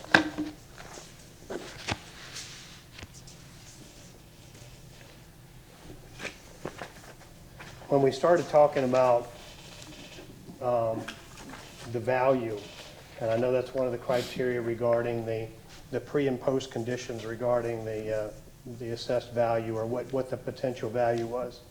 And it ranges approximately $100,000 for a lot with the tree, up to $200,000 without the tree. And we have an appraisal here, and I'll be happy to read to you, that we have three comparable appraisals, and this is land only, not with homes, at $190,000, which is this lot without the tree, $260,000 for a comparable lot, $175,000 and $175,000. Their improved value for each of those is $715,000, $568,000, and $599,000. That's the developed, improved portion of the property. I'm going to read you from the arborist report. This is on page 6 of the arborist report at the bottom, where it's citing his opinion. It's therefore my professional opinion as an ISA certified arborist, and based on my observations from the ground and detailed above, that the tree does appear to have some inherent structural and health issues that may only be mitigated with some difficulty and expense. It's therefore my opinion that in light of the proposed, back on to page 7, development on the property, that the owner and the community may be best served if this tree were removed prior to construction and replaced, and then the tree replacement be on the lot once construction is completed with more appropriate trees. The arborist report was dated in March 25th of 2019, and there, as I said, there's significant deadwood, there's numerous lesions on limbs. The tree location is really the issue. It's in the center of the lot and extends basically from property line to property line, from side to side, and located in the center of the lot. The land is zoned residential 10, which would allow 10 units to the acre. The zoning is RS 50, which is a 50 by 100 basic minimum lot size. The lot is vacant, and the tree is located in a critical position in the middle. You got about 30 seconds, Mr. Rithley. The land values within the tree, as I've already said, indicated the land values are within reason with the improved versus the unimproved section. And we presented you with the alternatives, none of which are practical. Now, I would respectfully request your approval for this. If you have any questions, I'll be happy to answer them.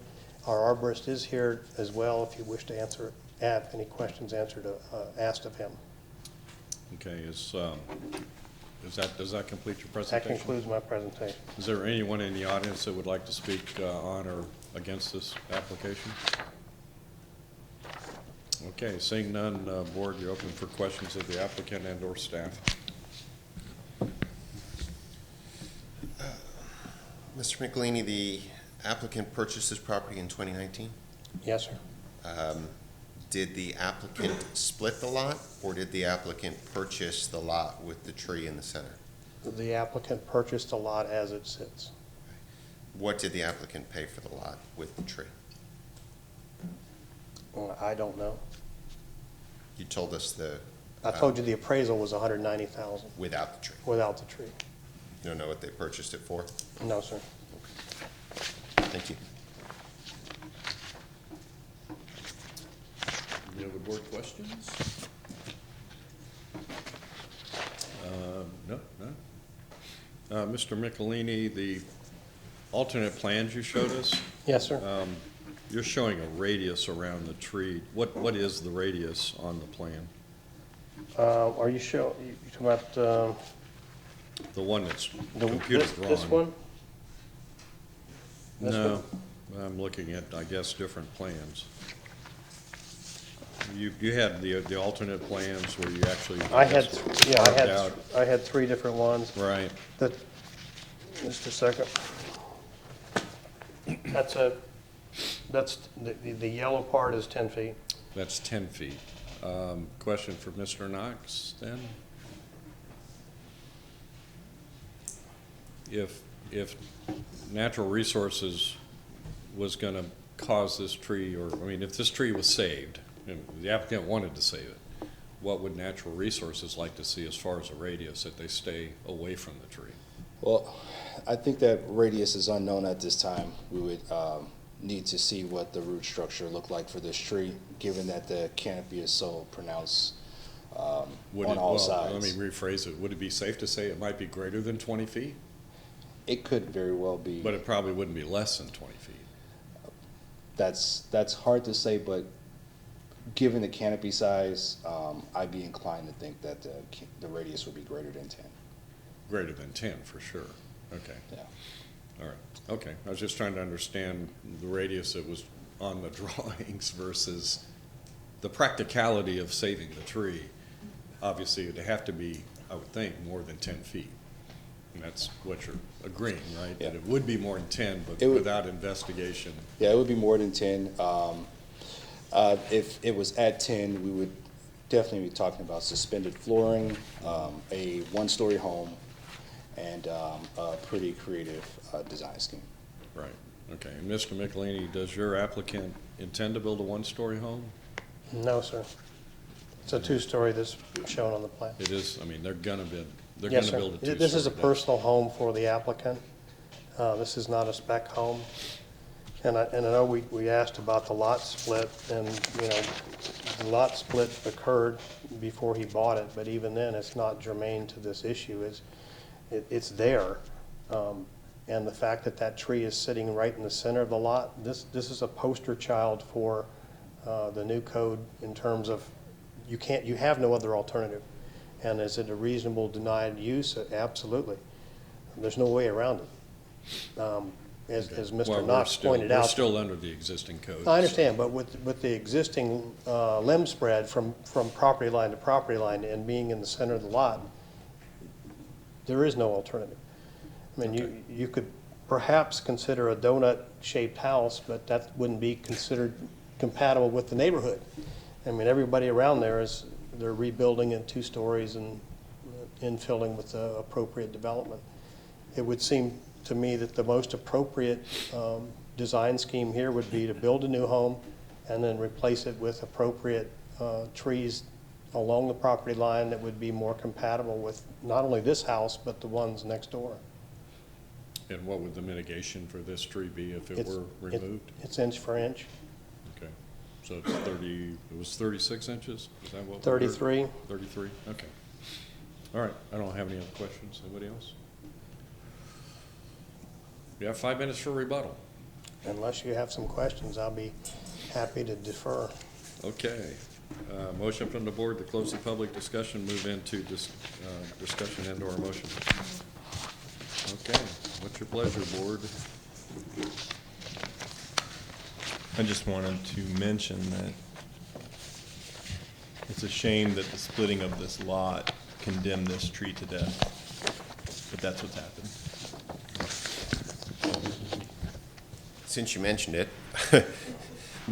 my inclination, I mean, look, we've got a situation where an applicant purchase.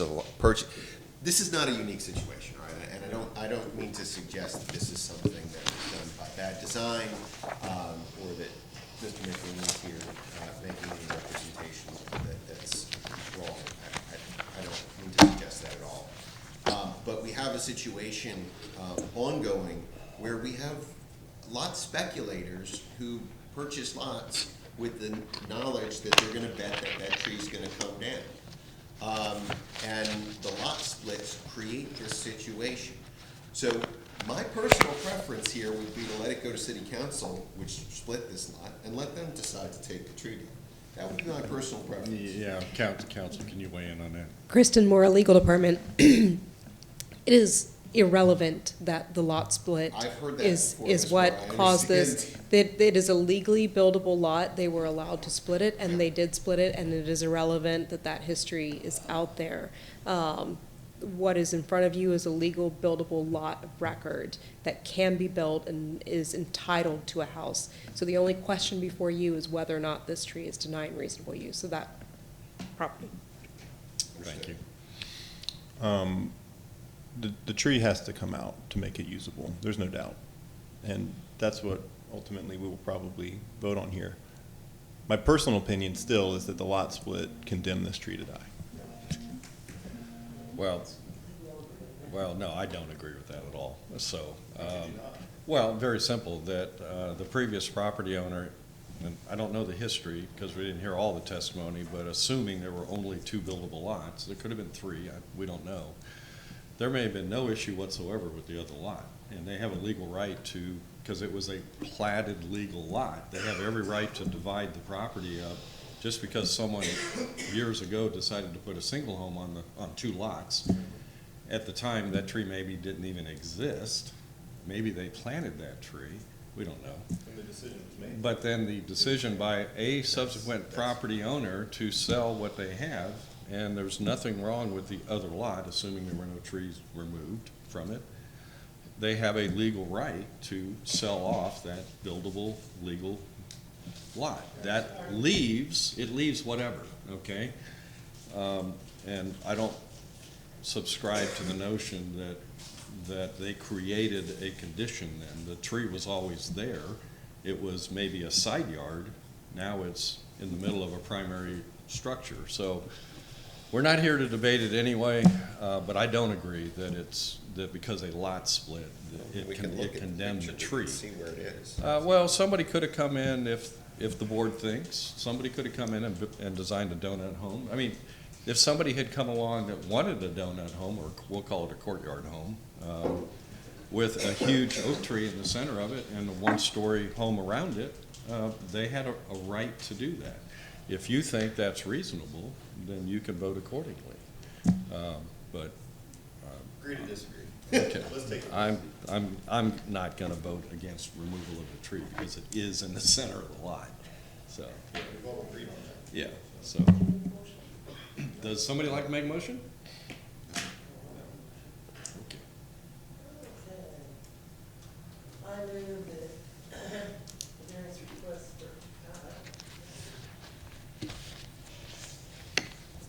I move that the variance request for case VRB 1958 for the property located at 3922 West North B Street, Tampa, Florida, be granted as depicted on the site plan presented at the public hearing for removal of a grand/protected tree based on the petitioner meeting his burden of proof that the trees deny reasonable use of the parcel property with regard to the 10 factors for determining the reasonable use as set forth in section 13-45G of the city code for granting tree removal as stated in the evidence provided in this public hearing. Specifically, this tree has a 70-foot total span that goes all across the middle of the lot.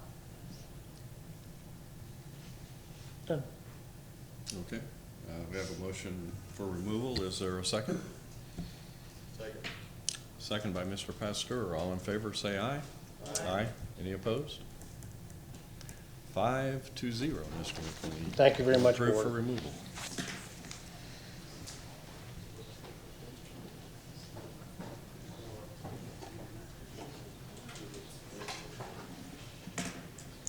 All right, last case for the evening is VRB 1959 on Gandy Boulevard.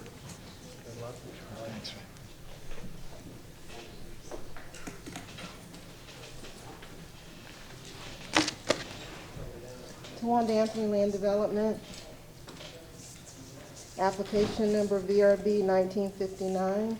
The property address is 4315 and 4317 West Gandy Boulevard. The applicant is seeking to reduce the percentage of trees retained from 50% to 1% for a property over an acre to allow for the redevelopment of the site for a public supermarket. The property is zoned CI and was purchased in 2017. The existing retail building was constructed in 1978. Natural Resources has reviewed the request and has the following comments. The applicant is requesting removal of all the trees on site with the exception of one tree due to redevelopment requiring an additional 2 feet of field. The conditions of the site would not lend to survivability of the trees because of the existing conditions of the trees and field added to the site. Natural Resources request the applicant apply for a variance and preserve the 1 grand tree on site.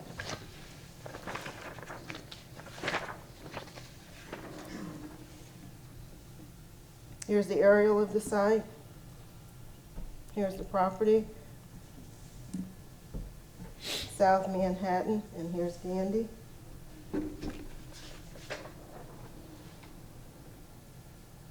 This is the existing conditions, and it shows all the trees to be removed.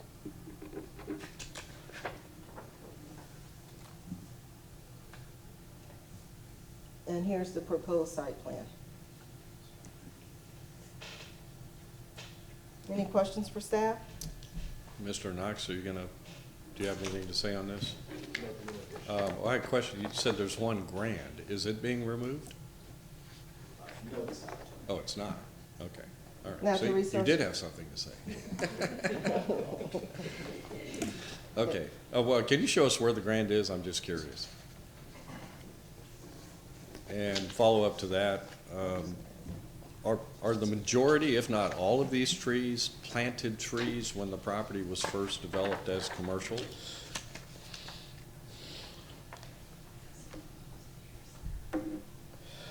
Brian Knox, Natural Resources.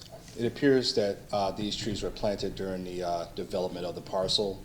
Most of them are planted in 6 to 8 foot strips, and their condition reflects that. The 1 tree we asked the applicant to preserve is a grand tree located right here. It's on the existing site. It's in the corner of the lot. It's close to the right of way, but it's out of the existing footprint of parking. Okay, all right. You got a question, Mr. President? So is the implication that 6 to 8 foot strips are detrimental to long-term tree health? That's correct. And I know I'm asking this before we even get into the presentation, but are the new trees being proposed in a better situation than that? Newly planted trees by code are required to have a minimum 6 foot radius, so by default, they would be in a better condition. Okay, thank you. Thank you. You're welcome.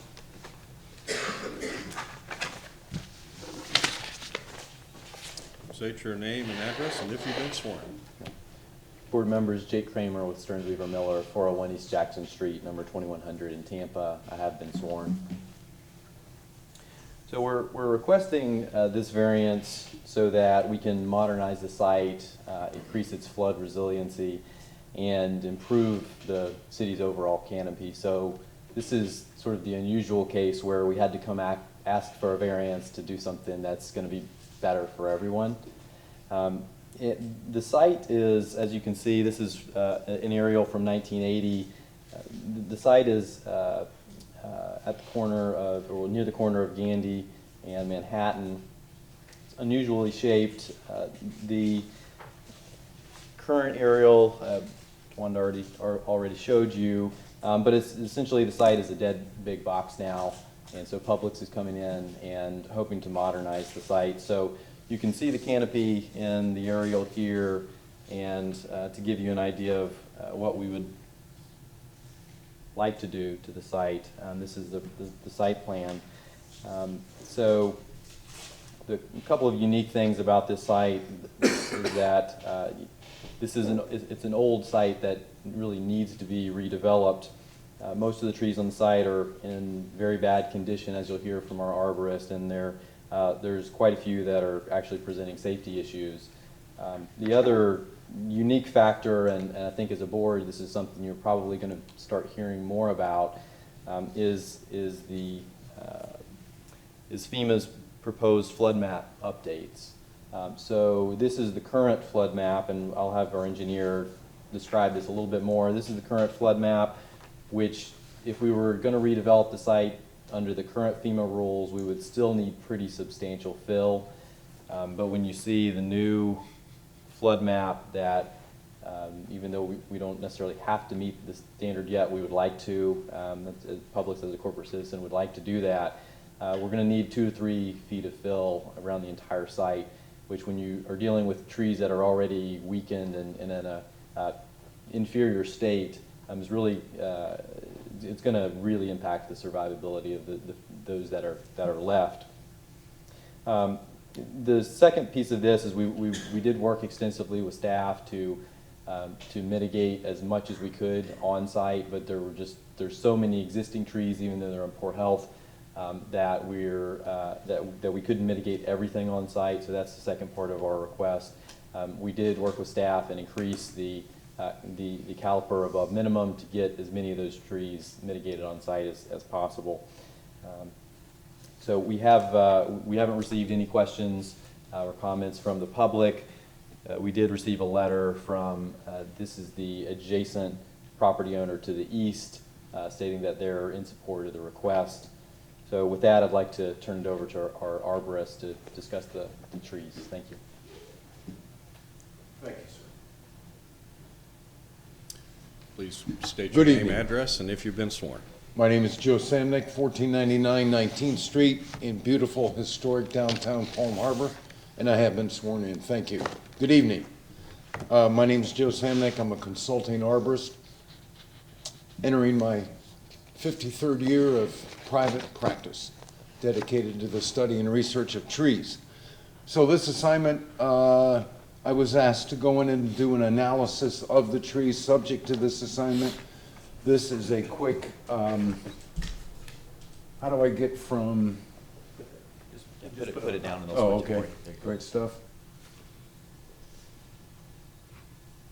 This is a quick pie graph representation of the trees that are there so that no one thinks that the trees are a National Geographic feature that will be presented soon on Channel 10. 92% of the trees are dead, dying, or in decline. And here are some of the pictures that were taken during our assessment. You can see that the neglect from these decays, these trees have led to internal decay. We have trees that were planted in the wrong place that are disrupting curbs, creating trip hazards. We have trees with basidiocarps or mushrooms growing from them.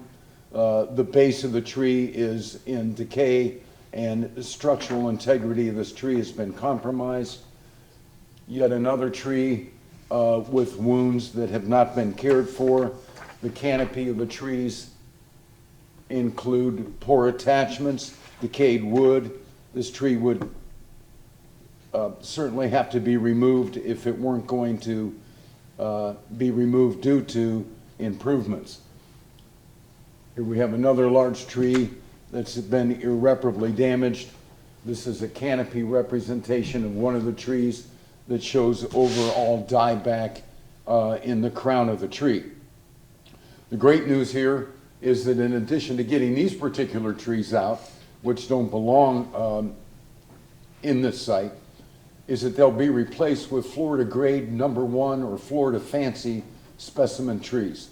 They also include great diversity of native trees. We have river birch going in, the sky climber live oak tree is going in, bald cypress is going in. So there'll be trees here with a great proven track record. We've learned a lot in the past 40 years as to how to care for trees. We've learned a lot more as it relates to how to install them. And we've learned even more with regard to species and people. So that would conclude what I have to say this evening, unless someone might have a question. We still have a little over 3 minutes available.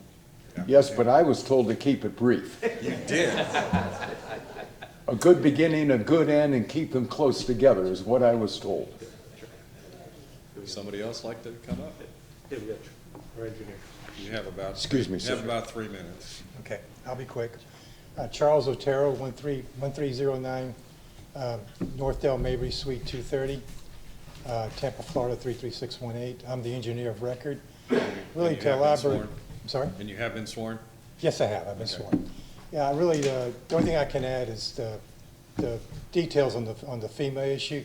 Currently, the FEMA stage in this area is elevation 9. It's going up to 11. That results in a 2-foot increase. There's no way you can say these, we can work around that and preserve that. So that's really all I have to say, unless you have some questions. Applicant, do you have anybody else you want to bring up? No, that concludes our presentation. We're here for questions. Thank you. Okay, is there anyone in the audience that would like to speak either for or against this application? Please come forward and state your name, address, and if you've been sworn. And you have 3 minutes. I'm Bill Hirsch at 4804 South Manhattan. I have been sworn. I own Bayshore Pet Resort, which is just north of this property. And I'm just confirming that whatever they're saying here, it's accurate. I mean, these trees are in awful condition. We've been there for 15 years. The retention ponds are just a disaster. And I think there's Brazilian invasive species in there, Brazilian pepper. So, you know, like I said, what the pictures you showed, that's all just, it's worse than what they're showing. And so I'm very happy after 15 years to see something like this happening. Okay, thank you. Jerry, did you want to come up?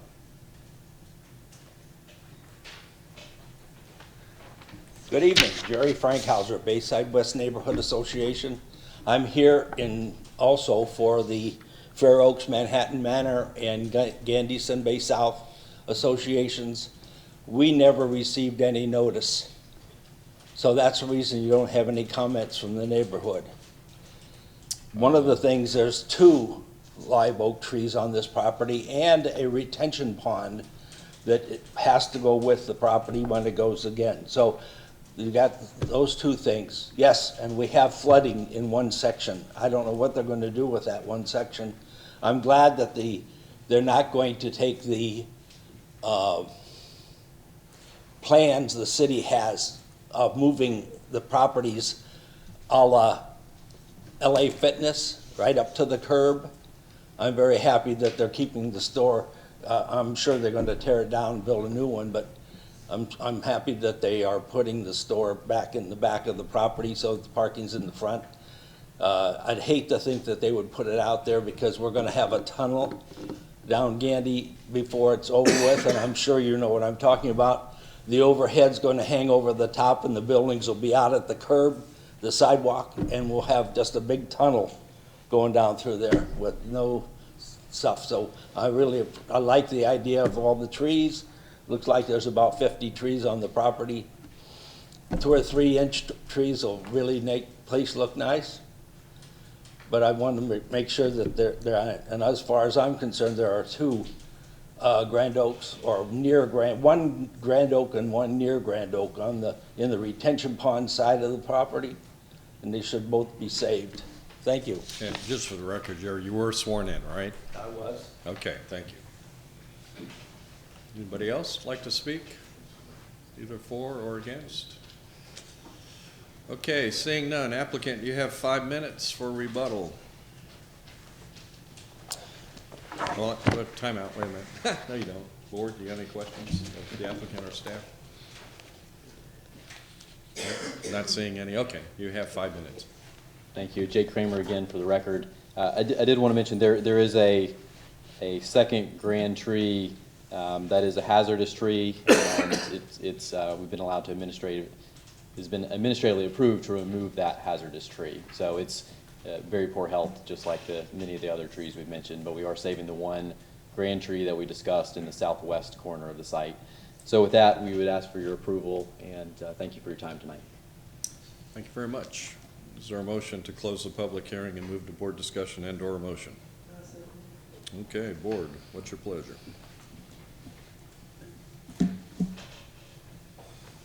I'll jump in. This whole issue of the floodplain is going to be something that we're going to be seeing a lot of.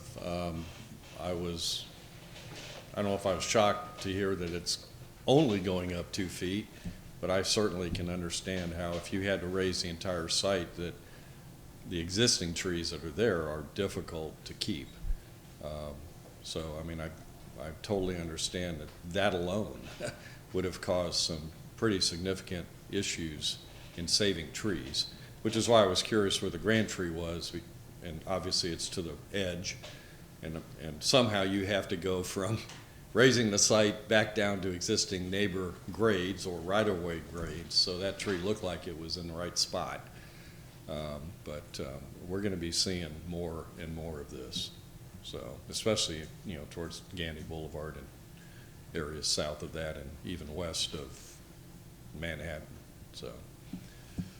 Anybody else got anything? Is there a motion?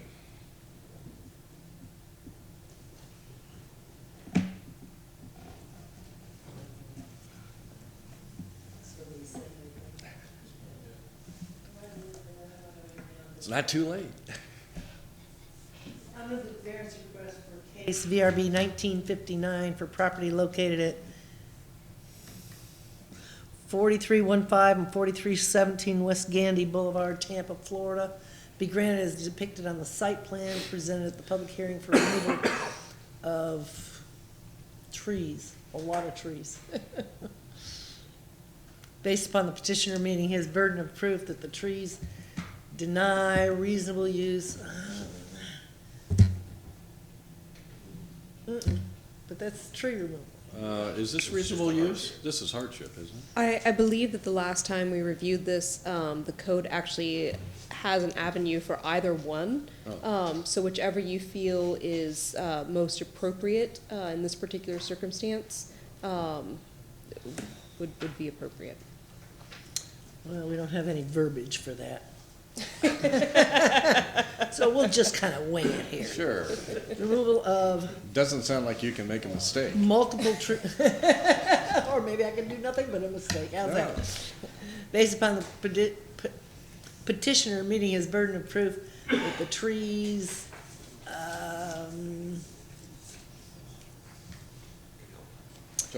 don't deny reasonable use, but preclude the improvement of parcel property with regard to the 10 factors for determining reasonable use as set forth in section 1345G of the city code for granting tree removal as stated in the evidence provided in this public hearing, specifically that the new FEMA maps show that that area will be flooded. In order to utilize that property, it has to be raised 2 feet. By raising it 2 feet, most of the trees would die anyway. And the arborist report indicates that most of the trees being removed are already in bad shape. So they should be removed. All right. Second by Mr. DePapa. All in favor say aye. Aye. Any opposed? You were approved 5-0. Okay, and just for clarity, that motion was to decrease the percentage of trees retained on the site from 50% to 1%. Right. Yes, thank you. Thank you, Ms. Moore. Gee, the meeting is over.